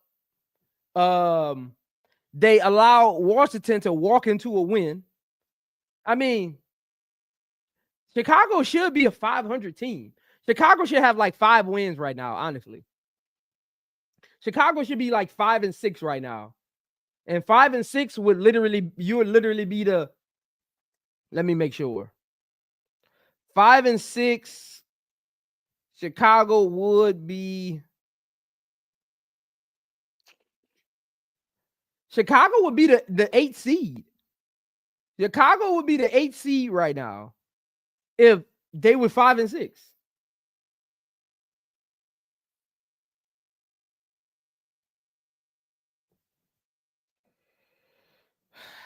I know MJ. I be trying to trust the team. I be trying to trust the team, man. I be trying to trust the team, man. I be trying to trust the team, man. I be trying to trust the team, man. Let me get to Kamilla. I'm gonna be honest. I'm gonna be honest.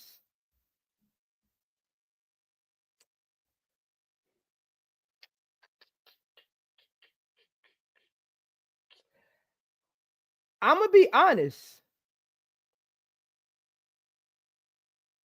I like the way Kamilla played today. She was crashing the boards. I mean, because I've been one of the people campaigning for Kamilla. Why don't you average double-digit rebounds? You 6'7". So she proved that point today. 10 rebounds, 10 big rebounds. One of them was an offensive rebound and one, right?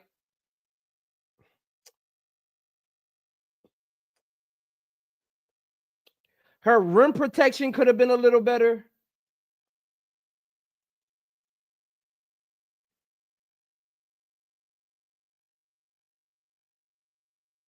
Her energy. I liked her energy tonight. I like the way Kamilla was being aggressive when she got the ball. She wasn't looking to pass it. She had a couple mistakes on the perimeter, holding the ball too long. You got to get it out your hands and move. She ended up picking up a foul on a play like that. She was on the right wing, just holding the ball. Call a timeout, Kamilla. Call a timeout in those situations. But outside of that, I wish Kamilla would have played more. Because I don't know if it was the 3rd quarter or the 4th quarter. He sat her for like a long period of time, and he had E. Will out there. I forgot what like quarter it was. It was either the 3rd or the 4th quarter. He sat Kamilla for like a elongated time, And I felt like he should have just left her in.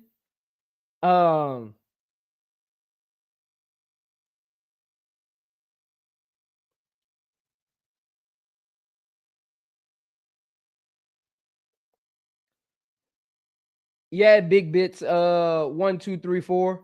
He. I don't. What quarter was that? Was that the third or the fourth quarter, where she only played half of the quarter? Which quarter was that? It was the third or the fourth, and she wasn't in foul trouble. I mean, Kamilla finished the game with 2 fouls. I mean, she led tonight in scoring. She was tied for first in rebounding. Tied for Atkins had 4 blocks. Wow. I mean, she was tied for the biggest plus minus on the team with +5. I don't think she would have fouled out Aunt Dix because she only had 2 fouls. And one of those fouls was in the first quarter. So in the second half, Kamilla only had 1 foul. So it was the fourth quarter. Okay. Yeah, he left her out too long. I like how Kamilla played tonight. That's the Kamilla that Chicago Sky needs every night. That's the Kamilla that Chicago Sky needs the rest of the season. That's the Kamilla. See, and this is the thing, though, y'all. This is the thing. See, y'all can't see. This is the thing. Y'all can't have it both ways with me. See, this is what we be bumping heads at. When I get on Kamilla about her low energy, about not getting back on defense, about not being aggressive in the post, about not rebounding, y'all tell me, Zoe, she's only in her second year. That's gonna take time. But when she have good games and she do exactly what I say she should be doing, and y'all tell me, Zoe, you being too hard on her, y'all won't come in here and glaze her. You can't have it both ways. Either she can do it or she can't. Y'all get what I'm saying? You can't tell me, give it time, Zoe. She only in year 2. She gonna get there in year 5. But then when she has games, y'all want to glaze it. So I'm confused. I'm confused. I'm confused at what y'all angle be here.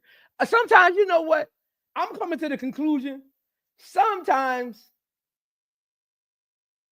y'all just want to have a debate with me. I just feel like that. Because y'all know I be doing my little cooking slogan and all of that. Sometimes I think y'all just want to disagree with me. Y'all don't even have a reason. Y'all just wait for me to say something and you be like, I'm going to disagree with them on that. Y'all type it in the chat. I think sometimes y'all just want to disagree with Zoe. Y'all just want to go to people panel and say I was cooking Zoe today. I think sometimes that's what it feels like. Because it makes no sense when y'all double back and agree with everything I said later on down the line. When I get all that pushback in the beginning, then down the line, y'all double back and agree with it in a sense. So when I'm hard on Kamilla moving forward about when I don't worry about Tiffany. I don't worry about Tiff. Tiff, my dog, man. Shout out to Tiff and Company. So when I'm hard on Kamilla about not running the floor, about not protecting the rim, about not being aggressive in the paint,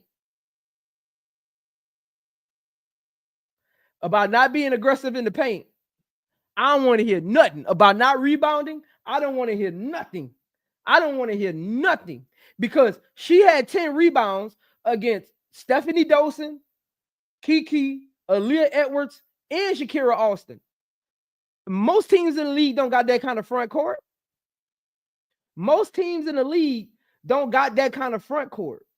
So for her to get 10 rebounds against the Mystics tells me everything I need to know.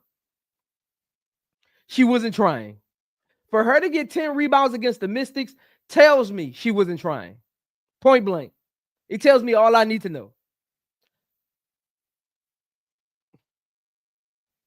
Shout out to Holly Grove. What's going on, man? Shout out to Holly Grove, man. I'm going to keep holding her accountable.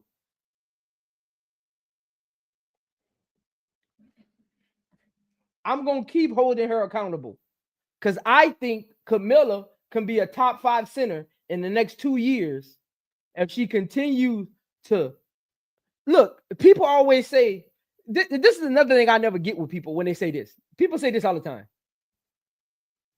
Give her time, she'll grow. I don't know who told y'all how to get better at basketball. I don't know who explained basketball to y'all, but I'm sorry to tell you this. You don't get better at basketball by not trying. I'm going to say it again for the people in the back. You don't get better at basketball by not trying and waiting on 3 years. In 3 years, Kamilla going to be the same person if she don't try, if she don't attempt, or she don't be aggressive. And in 3 years, Kamilla going to be the same person. You only get better at that's not even a basket in life.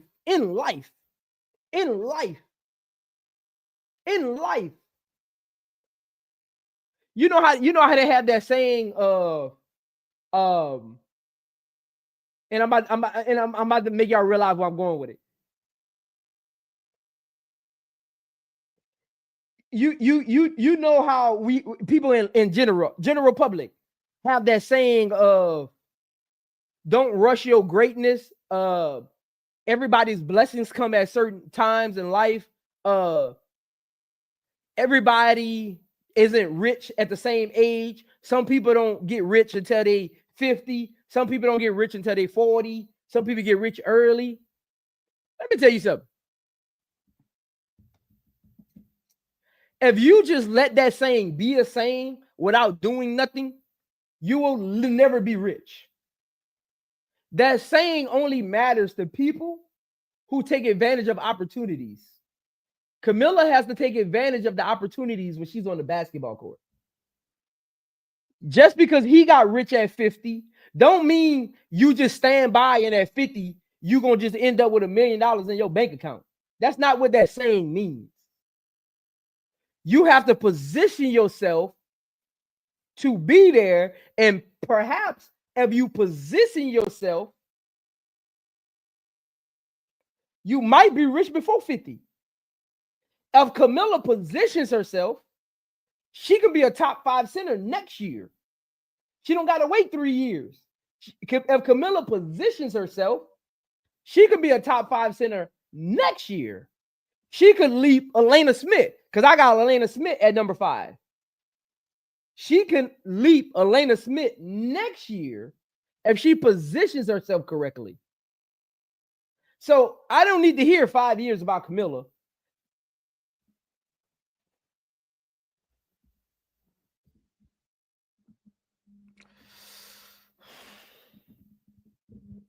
I agree with that, MJ. Kamilla has the body. She has the skill set. She has the athleticism to be that end of this year. End of this year. She has the tools to be that end of this year. And I think that's why I be so frustrated with Kamilla, because I look at Kamilla and I'm like, a lot of women that are like 6'7" and Kamilla size don't move like Kamilla. Like, go look overseas. Look in the league. A lot of women who are Kamilla size at 6'7" and her weight actually don't move like Kamilla moves. Kamilla she isn't your, and again, don't compare Kamilla to how Angel Reese moves. Kamilla is 4 feet taller and probably 30 pounds heavier. So don't judge Kamilla, because I see people do that a lot. They judge Kamilla off of Angel Reese's energy and how she moves. Angel Reese was a guard most of her high school career. Even in college, she played guard a little bit every now and then on Maryland. She didn't play as much on LSU. But they're totally 2 different play styles. Angel plays fast. Kamilla doesn't play as fast. So, but when you look around the history of the WNBA and you look at women that are Kamilla size, they really don't move like Kamilla. That's why I'm always frustrated with Kamilla, because sometimes I feel like she's not taking advantage of her her God-given. That's God-given. Sometimes I feel like Kamilla is not taking advantage of her God-given talent. That's why I be so hard on Kamilla. That's why I be so hard on Kamilla.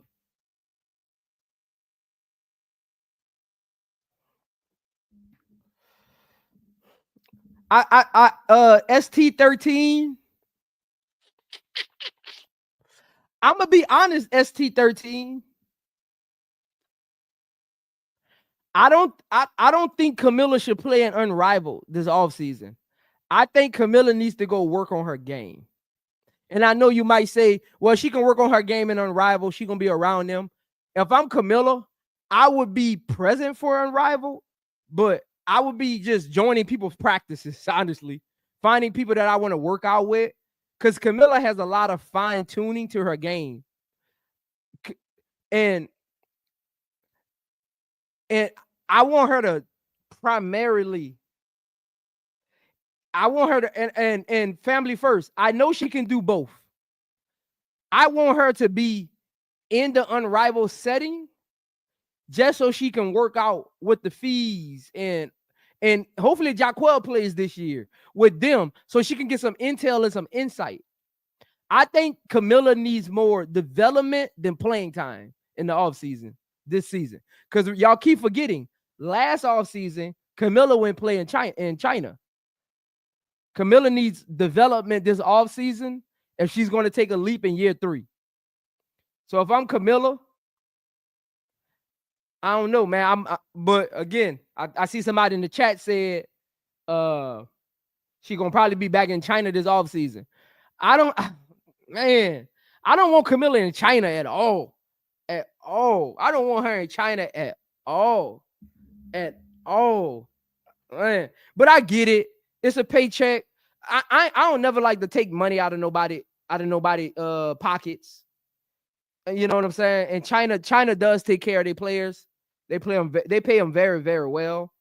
But I mean, yeah, it's a hard decision. If I'm Kamilla, I'm like, I gotta take care of my family, create generational wealth. I'm gonna get that bread.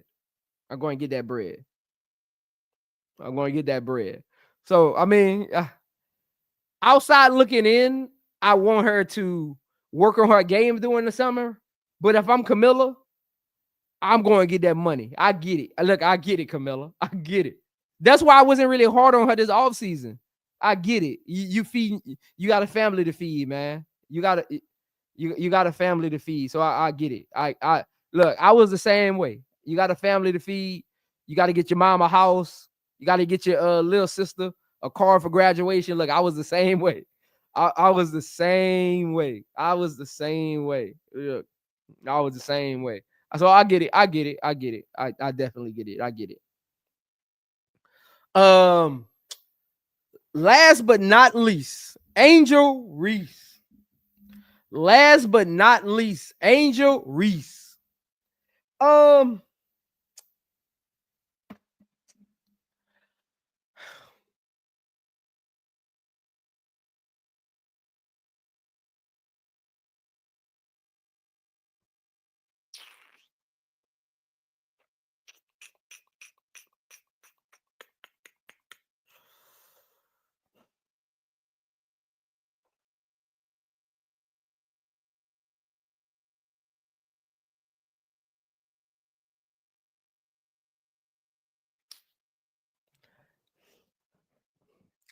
Great job winning the Kiki matchup.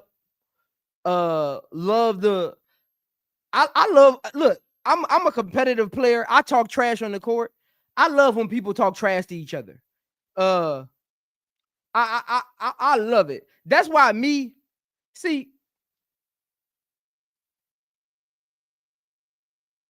when it comes to basketball,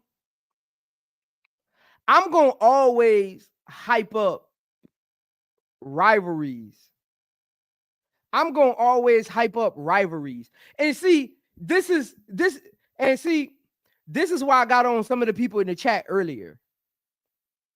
I'm about to explain it to you why I was frustrated with some people in the chat earlier.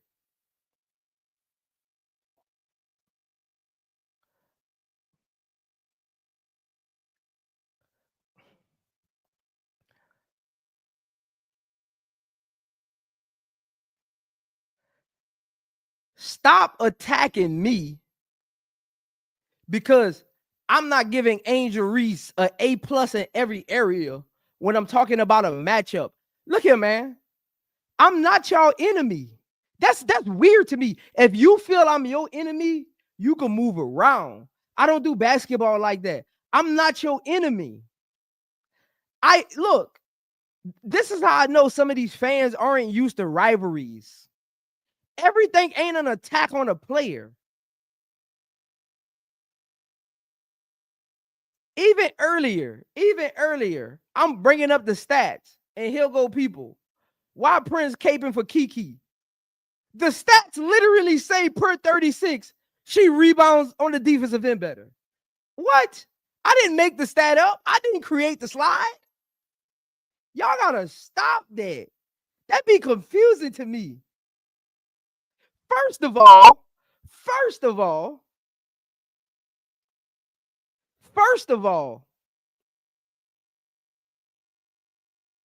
if you've heard me on a live with Showtime when the RG3 thing happened, time out. This is what I don't get.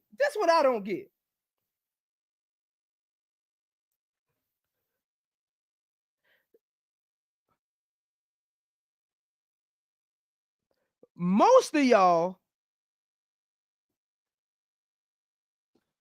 this is what I don't get. Most of y'all, when y'all seen what I had to say about RG3, this and Angel, was emailing me, coming on my panels, saying, Zoe, you was up there preaching, saying, Zoe, I love when you dive into the social stuff. I love when you not just on the analytical and breakdowns. I love when I hear you dive into the social stuff because I don't hear it a lot. So I love when you dive into the Angel Reese hate and you give your perspective. It's always great to hear first perspective from you because you don't talk about it a lot. Y'all be the same ones that be coming at me like I'm taking shots when I'm giving an honest assessment. I don't know if y'all know how basketball actually works. I'm not your enemy. And if you think I'm your enemy, that's a problem in your eyes. And you can move around. I move by myself. I don't lean on nobody. I move by myself. Nobody does my videos for me. Nobody gives me ideas. Everything I do on YouTube is a fresh perspective that nobody even seen before. You can't look at one of my live streams. This is the crazy thing. I've done 165 live streams, and you can't look at no live stream I've done and said, I seen somebody else talking about that. I seen somebody else do that. I seen somebody else use that angle. I've done 165 live streams, and you can't look at one live stream and say that ain't original, that ain't organic, and that ain't Prince being Prince.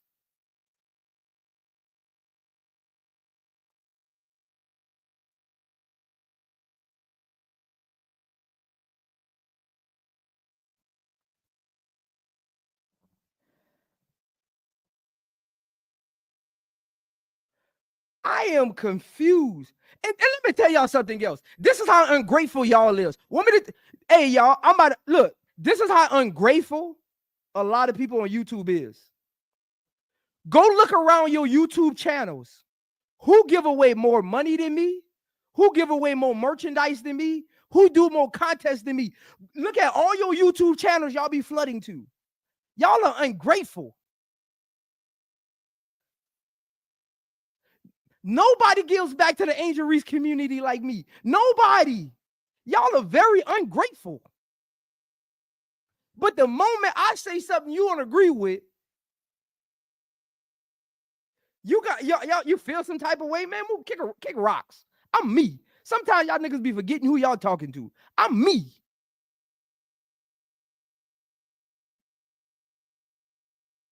I'm me. Sometimes y'all forget I'm me.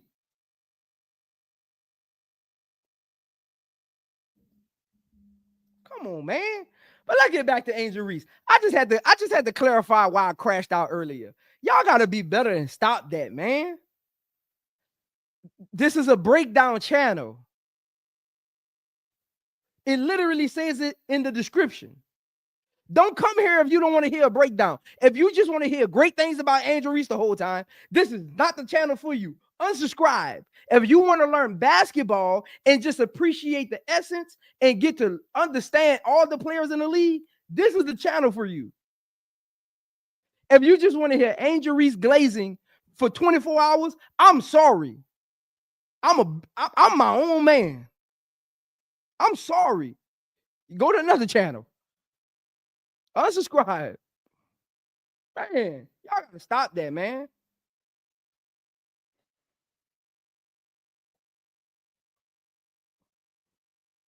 Y'all gotta stop that, man. Right, Uncle J.E. Right. Come on, man. Damn. Like, I look around YouTube, and I've been on YouTube for 7 months, and I've changed so many things that I don't get credit for. I've changed the landscape of how y'all debate with Clarkies that I don't get credit for. I changed the landscape of how y'all view coaching that I don't get credit for. I changed the landscape of how y'all view a play that I don't get credit for. I changed the landscape. This is the crazy thing. This is the crazy thing. I'm the one that pushed the narrative that Angel Reese is not a big, she's a wing. I'm the one that pushed the narrative that Angel Reese doesn't need a facilitation point guard. She needs a go-getter. Are y'all confused? Are y'all sick? Have y'all lost y'all minds? Have y'all lost y'all rabbit minds? Have y'all lost y'all damn minds?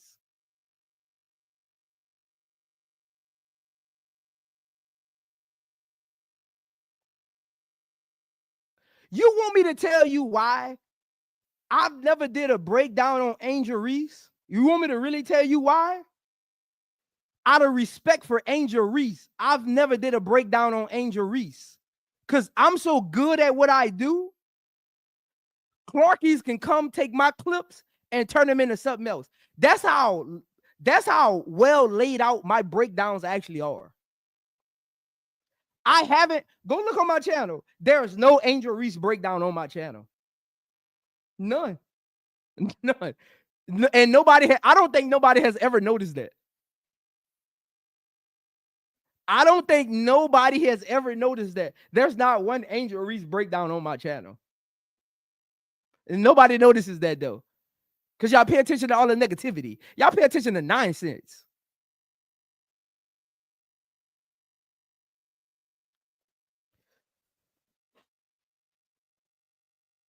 Y'all pay attention to 9 cents.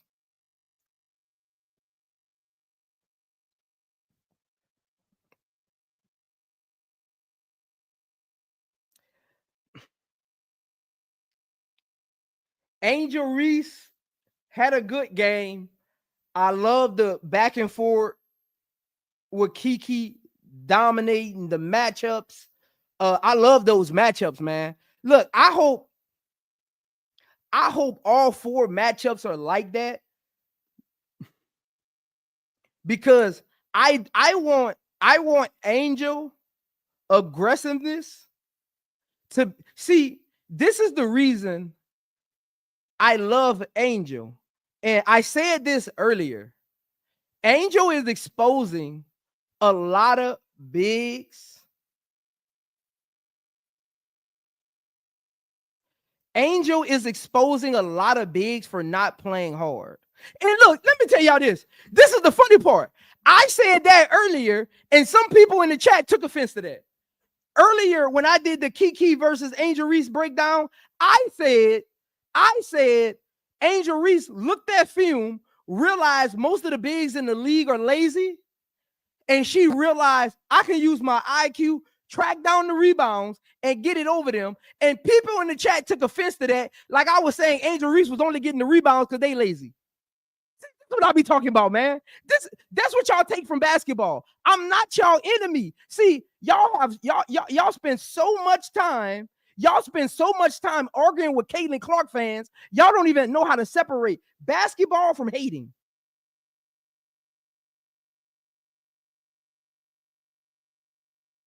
Y'all spend so much time arguing with Caitlinclark fans. Y'all don't know how to separate basketball from hating.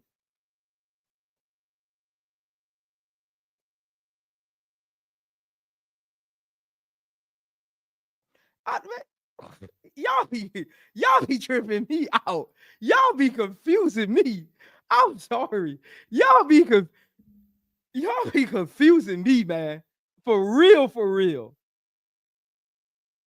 Y'all be confusing me, man. For real, for real.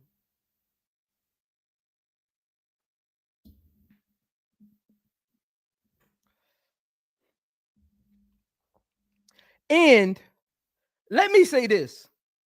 When it comes, see, nobody was talking about Angel Reese versus Kiki before me. I am trying to do what the WNBA is not doing. I am literally trying to create rivalries so the fans can appreciate it. Dummies. Rivalries only happen if you can compare the players. So when I pull people's stats up, dummies, of course I'm going to try to find an edge with somebody else. That's the only way rivalries work. Are y'all slow?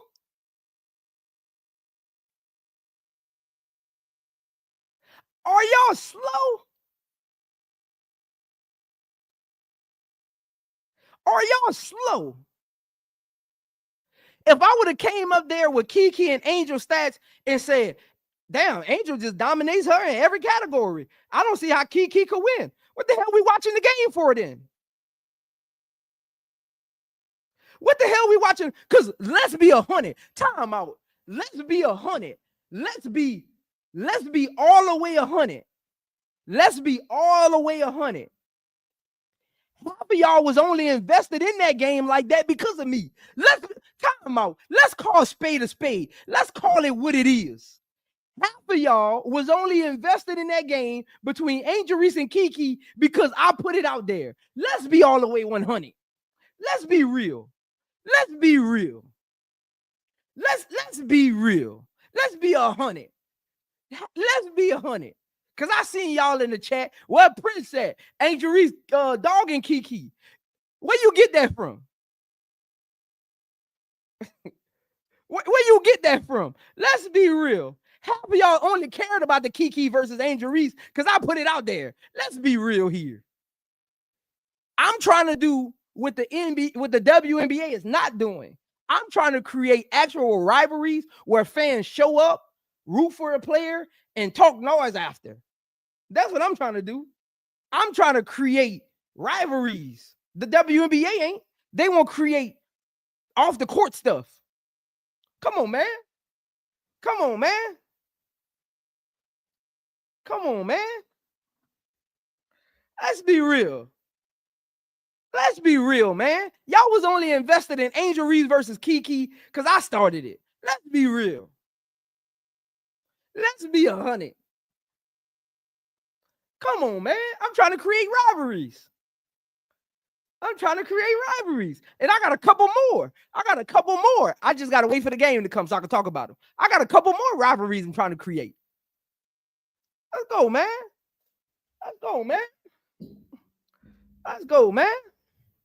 And again, they match up 2-3 more times. So we're going to revisit this again. If you were on my Battle of the Big Dogs earlier, I literally said every time they play, they gotta update their resume. Angel Reese won match 1. That's the great things about rivalries and like competitive matchups, because all of them ain't rivalries. Some are just competitive matchups. That's the great thing. You get to update your resume every time you play them. Angel Reese won round 1. Kiki, go back to the drawing board. I want to see you do better. Stay out of foul trouble. Make your easy shots. Because Kiki missed like 3 open shots. I mean, just open. And she missed the layup. Kiki should have at least had 16. I'm going to be honest. Kiki should have at least had 16 in this game. Kiki missed shots she normally makes. Credit to Angel. Angel was the one guarding her majority of the time. Couple shots, Kamilla was on her. But majority of the time, Angel was on Kiki. Made her shots difficult. Again, I talked about that in the battle of the big dogs. Angel Reese got to crowd Kiki space, make her put the ball on the floor. She did that. Don't let her get into 1-2 dribble pull-ups. Don't let her get in.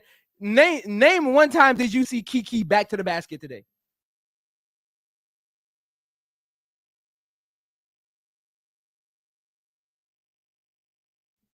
Name one time did you see Kiki back to the basket? I don't think Kiki played with her back to the basket the entire game. Well, first of all, she was in foul trouble. So she was really just out there setting screens, trying not to get offensive fouls. And they kind of iced out of the game plan a little bit in the second half. But Angel was getting Kiki from her spots. Kiki wasn't posting up. And there was a couple times where Kiki had open shots and was just missing them because in the beginning of the game, Angel Reese was going at her on the offensive end, getting her out of the game. Again, that's things people don't pay attention to. But let's get back to Angel Reese, man. Great job winning matchup number 1. Had a solid game. I loved Angel Reese's energy from start to finish.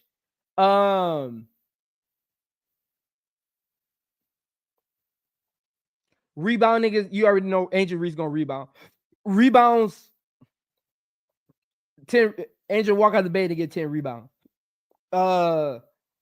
Defense, had a couple blow-bys, but outside, I think it was like 1 or 2 blow-bys, but outside of them 1 or 2 blow-bys, her perimeter defense was okay. She played good perimeter defense.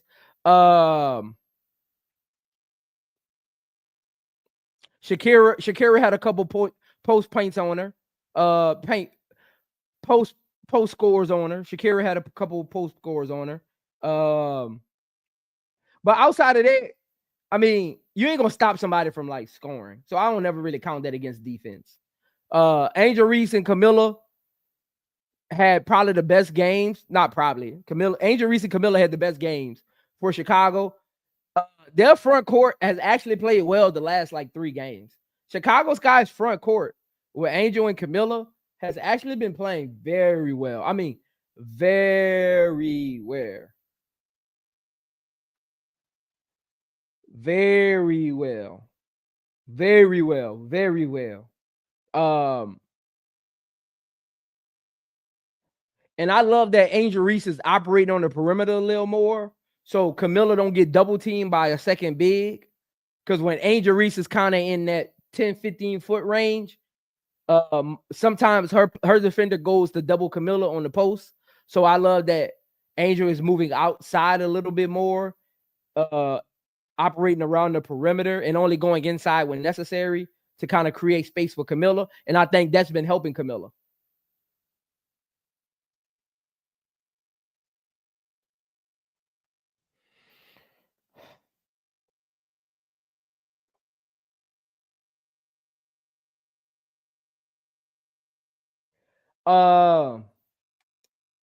The turnovers. Let's get to the turnovers. I love her assisting.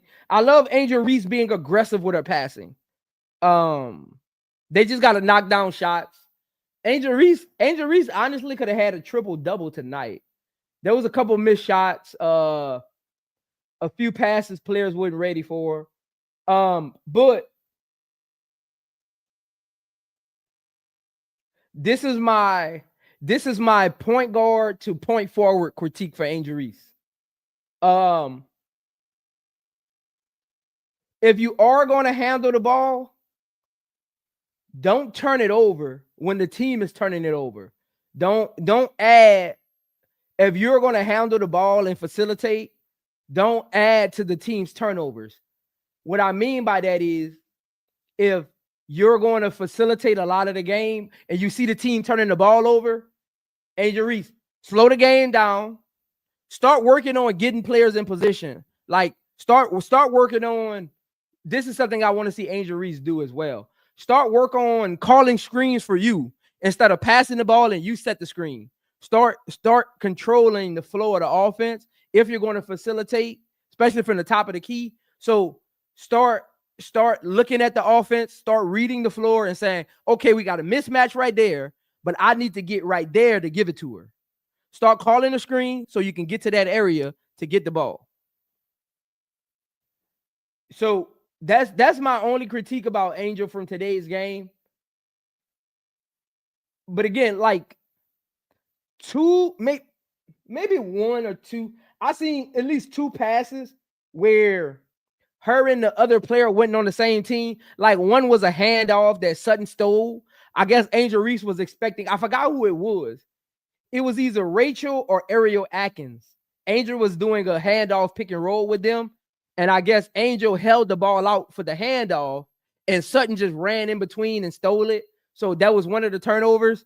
It was just a miscommunication. And I think she had another turnover trying to get it to Rebecca Allen. Again, another miscommunication. So she was really only responsible for like 5 turnovers. But if you are going to play that point forward role, and again, that takes time. She really just started playing it like 2 games ago.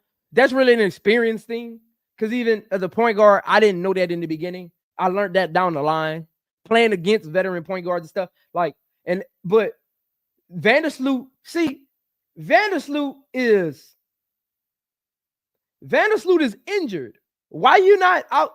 If Angel Reese is going to play the point forward role, I need Vandersloot at practice. I need Vandersloot once she starts showing up to the games. What's going on, Auntie Juju? I need Vandersloot when she starts showing up to the games. I need Vandersloot to start coaching Angel Reese up on like the offense. Like coach her up on the offense. Like, hey, if you're trying to get it there, call a screen so you can get to this angle. Hey, if you're trying to get a 3-point shot, look, whatever shot you're trying to get, run a screen with this player or have them go there. You rotate the defense here and you kick back there. Like little things like that can really help Angel Reese's game because she has a high IQ when it comes to passing the ball. It's just she doesn't have that savviness of shifting the defense. Only mainly like real traditional point guards have it. That savviness of like, I'm going to dribble this way, even though I'm trying to get a shot that way. Like, it's like a quarterback. I'm going to look off the safety because I'm really trying to get the ball where that safety is. It's kind of like that with a point guard. I'm going to shift the defense because I'm really trying to get a one-on-one over here for this player. So I do want to, and I wonder if she's doing that. I want to see Vandersloot kind of coach her up a little bit. If Angel Reese is going to have a lot of high usage rate with the ball, and they're going to be looking for her to initiate some of the offense, like Vandersloot got to step in and like coach her up a little bit on like, especially the half court. I think Angel Reese is fine with like pushing the ball in transition, but the half court offense needs work of shifting the defense this way so you can get Ariel Atkins a one-on-one play that way. Bringing the defense forward so you can get Kamilla a one-on-one on the backside. Like little things like that. It was Ariel. Little things like that. I want Vandersloot to kind of like coach her up on. But that's my only real critique from Angel this game. Her and Kamilla almost played a flawless game. I mean, both of them shot over 50% from the field. I mean, what more can you ask?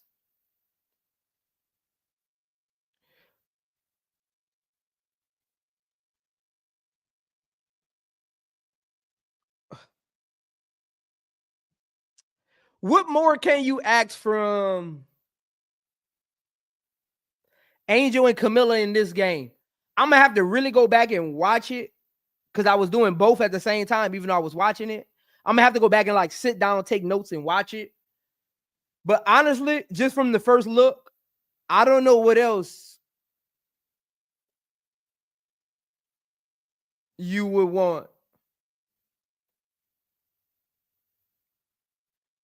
Auntie Juju, that's a good one. That's something that that's something that I'm talking about with Vandersloot helping her with. Auntie Juju said, does Angel needs to face up to the basket to facilitate as a point forward? Yes. That's a 101 rule for point guards. HVL gets in trouble like that a lot. That's why I'm always like, HVL doesn't have a good handle. If you watch HVL bring the ball up court, she always dribbles with her back to the basket because she isn't comfortable dribbling face up with somebody guarding her. Watch HVL dribble the ball up the court. Literally. HVL literally get cross half court just in the nick of time every time because he dribbled with her back to the basket. HVL does not have a great handle at all. HVL does to say she's been like a guard all her life handling the ball. HVL actually does not have a good handle. She does not have a good handle. When HVL is getting downhill, like I said in my breakdown with HVL, when HVL is like in open space, getting downhill, that's when she's at her best. But if you want HVL to just walk the ball up court, get your players into position, you're not going to get that from HVL. HVL's best skill set is quick scoring and getting downhill, being kind of like shifty. She's not like super shifty, but she can create space on her layups. She has good, HVL has a good angle for her layup attacks. You can tell she works on that. Like I rarely see HVL layups get blocked. HVL has a great ability to avoid shot blockers when laying the ball up. Her only problem is sometimes she can't see over the rim.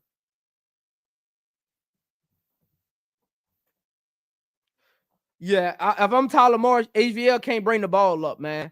Because when you dribble when you bring the ball up as the guard, trying to initiate the offense with your back to the basket, you can't. What are you seeing?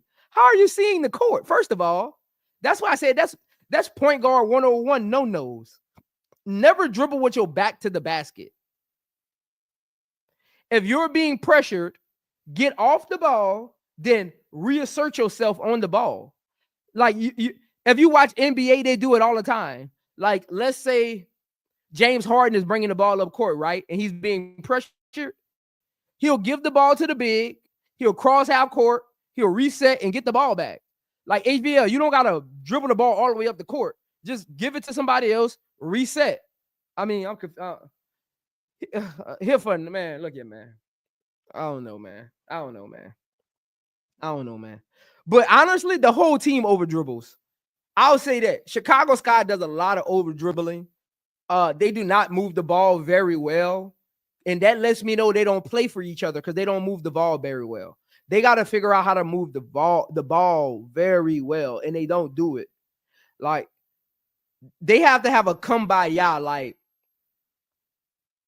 I need you this game to do this, and I'm going to do this. Like, that's how Chicago Sky going to get over this hurdle thing. Now, Chicago Sky is playing better, but my only thing is it the teams? Because, I mean, you just got blew out by the Fever 3 games ago. So, is it the teams you're playing, or is it you of why it looks a little better? That's the question that I'm still waiting to get 100% yes or no on. Is the team playing better, or is it the schedule? That's where I'm really hesitant on saying the team's playing better, because technically, if Chicago, because let's be 100, if Chicago didn't have a great first quarter, I just showed y'all the per quarter stats. If Chicago didn't have a great first quarter, Mystics would have probably blew them out. Chicago's first quarter helped them stay in the game. If Chicago would have came out a little sluggish, turning the ball over in the first quarter, this probably would have been a blowout. That first quarter helped Chicago kind of stay afloat most of the game and helped them have the lead most of the, first half going into the second half. Because if they didn't have that strong first quarter, I'm going to be honest, the way they was playing in those next 3 quarters, I mean, the details, if you look at the details, that probably could have been a blowout. So that's what I'm wondering. Is it the schedule of why they, even in the losses, they look a little better, or are they getting better? Let me get to this super chat right quick, man. Appreciate the super chats, y'all. Let me get the B Wills first.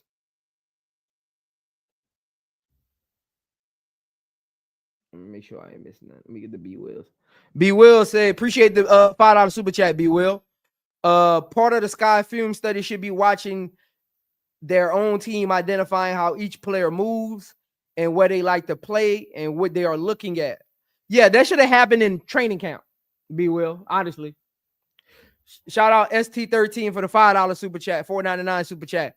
Mojo has been injured for 2 weeks and Sleuth is gone for the season. Why can't Sky get a hardship contract? If they can, who should they get? Chicago Sky should definitely go get a perimeter defender. I'm gonna be honest. Most of their problems is most of Chicago Sky problems start with their defense. If I'm Chicago Sky, I'm going to get a defender that can shoot. I'm going to find me somebody that's a reliable shooter that can defend and see if I can unlock them or something. They need some more length on the perimeter. They got too many short guards. Other than Rebecca Allen, nobody in their front court is taller than 6 feet. Outside of Rebecca Allen, Kia Nurse and Michaela is 6 feet. If that, I look at them sometimes on the court next to people that people be like, I look at them next to Angel Reese, who's only like 6'3", and they look a little. I don't know. That's 6 feet. I don't know. But they don't have a lot of size on their perimeter. If I was them, I would definitely. I know a lot of people feel like we need another guard in the backcourt that can score or something, but I think it starts on the defensive end for Chicago. You're not going to win games if you can't play defense on the perimeter. Their perimeter defense is their biggest Achilles heel. I will go target someone that can at least play competent defense and see if my offense can get more attempts. Because, again, your offense isn't getting a lot of opportunities because you keep taking the ball out the basket. Again, Chicago Sky is a great transition team, but most of the time they're taking the ball out the basket. They're not running in transition. You can't get in transition if you're always taking the ball out the basket. Sorry. Chicago Sky is the worst defensive team in the league. They're number 13. They're number 13. They're the worst defensive team in the league. They're number 13. You're not going to win being the number 13 defense. You're going to lose most of your games. Chicago Sky got to find a way to get back to the middle of the pack around like 8, 9, somewhere around there. 10 at best. You got to get back up there if you're going to win some of these games. Because if you're at the 10, 9 part, that means you're winning games. But if you're at 13, that tells me you're not winning a lot of games. But if I look at, Chicago's defense is at 10, 9, they're probably winning some games. So if I'm them, I would definitely target that before anything. Appreciate the super chat, ST13. Appreciate the super chat, MJ, $2, $1.99 basically. So Bree Hall, I would give Bree Hall a flyer. I would give her a flyer. I would have to look at the training camp cuts, but Bree Hall might be up there. But do you believe that she can knock down shots? That's the key with Bree Hall. Bree Hall gonna give you effort on defense, but is she gonna knock down shots? You need to take a flyer on somebody who can knock down shots and play competent defense. Maybe somebody that just didn't fit a system. And you need that type of player on your team right now to save the season. They need perimeter defense to save this season. Chicago Sky season can be saved. They just need perimeter defense. Chicago Sky season can be saved with perimeter defense. You can't keep taking the ball out the basket. You're not winning no game doing that.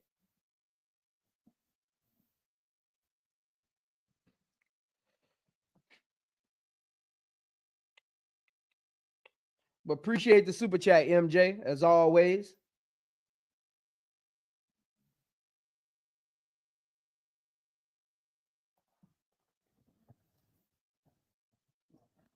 But yeah, that's my breakdown. Hopefully y'all learned something today. I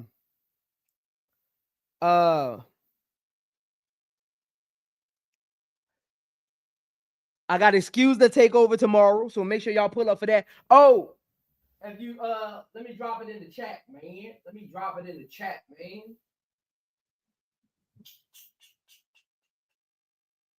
Let me drop it.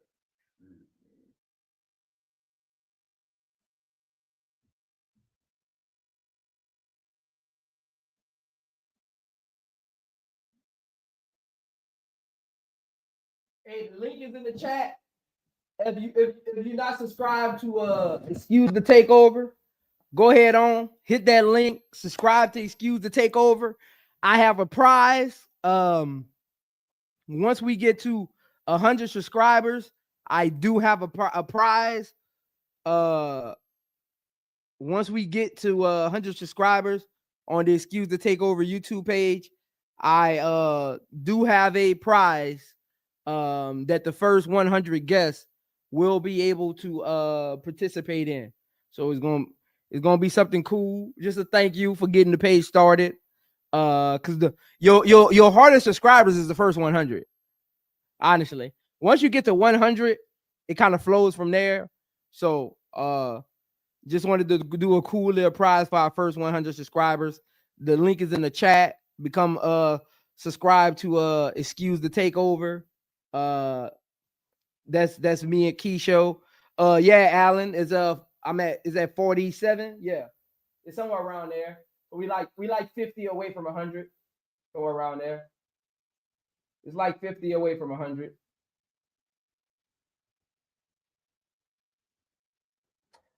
Uh, 49 away from 100. It's 49 away from 100. Be Will, that's the Excuse the Takeover link.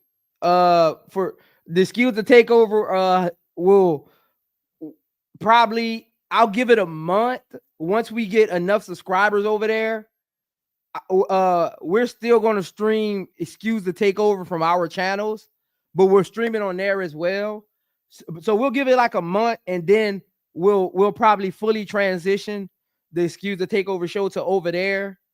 So we make sure everybody come over there on Wednesdays, but probably for like the next month, probably for the rest of this month, and probably half of next month, probably towards the end of July, all the shows probably will just be over there.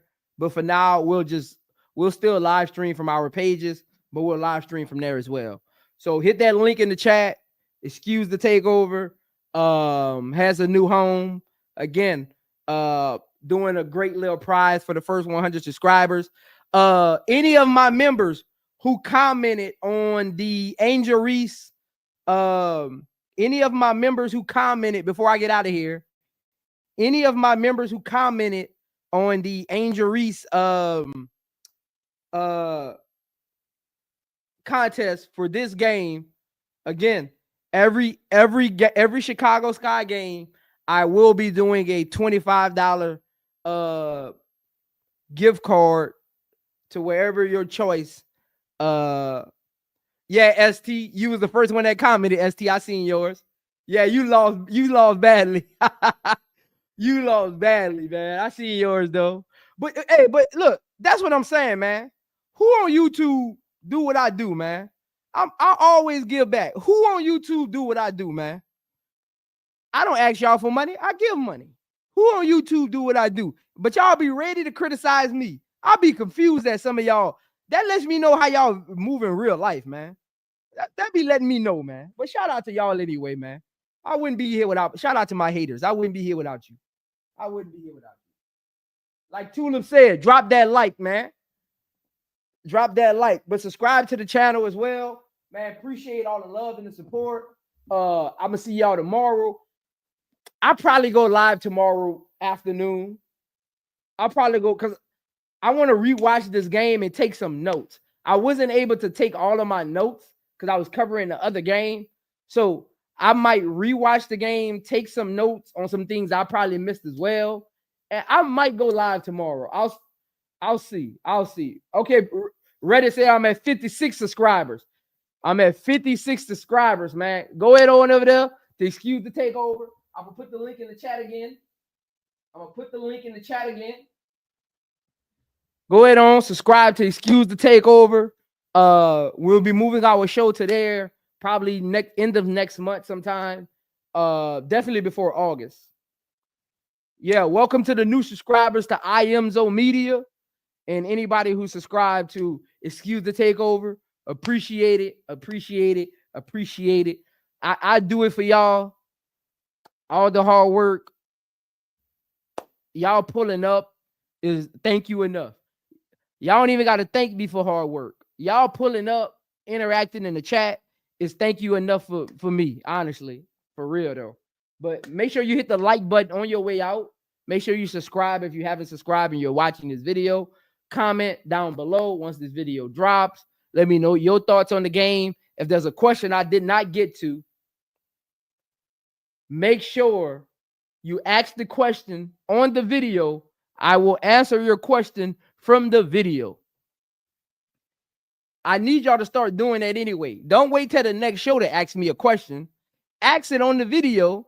I'll answer it. I do interact with the audience in my comments. So if there's a question or a comment you want me to get to, I do answer them on the video. So drop it down below. Hit the like button on your way out. This is iamzomedia. I'm your host, the Prince of Basketball. Y'all be cool. iamzomedia, where the passion collide. Spotlight the hustle, bring the grind worldwide. From interviews to moves, the game's in my scope. Showcasing the greatness, inspiring hope. She cross up defenders, step back, that's clean. Highlight moments, blowing up the whole scene. From buzzer beaters, the teamwork extreme. The beauty of the game, living out the dream. I break it all down, every pick, every roll. From the layups to the swishes, every hoop, every goal. Got the mic in my hand, got the stats in my soul. Women's basketball shining, that's the ultimate role. From legends of the past.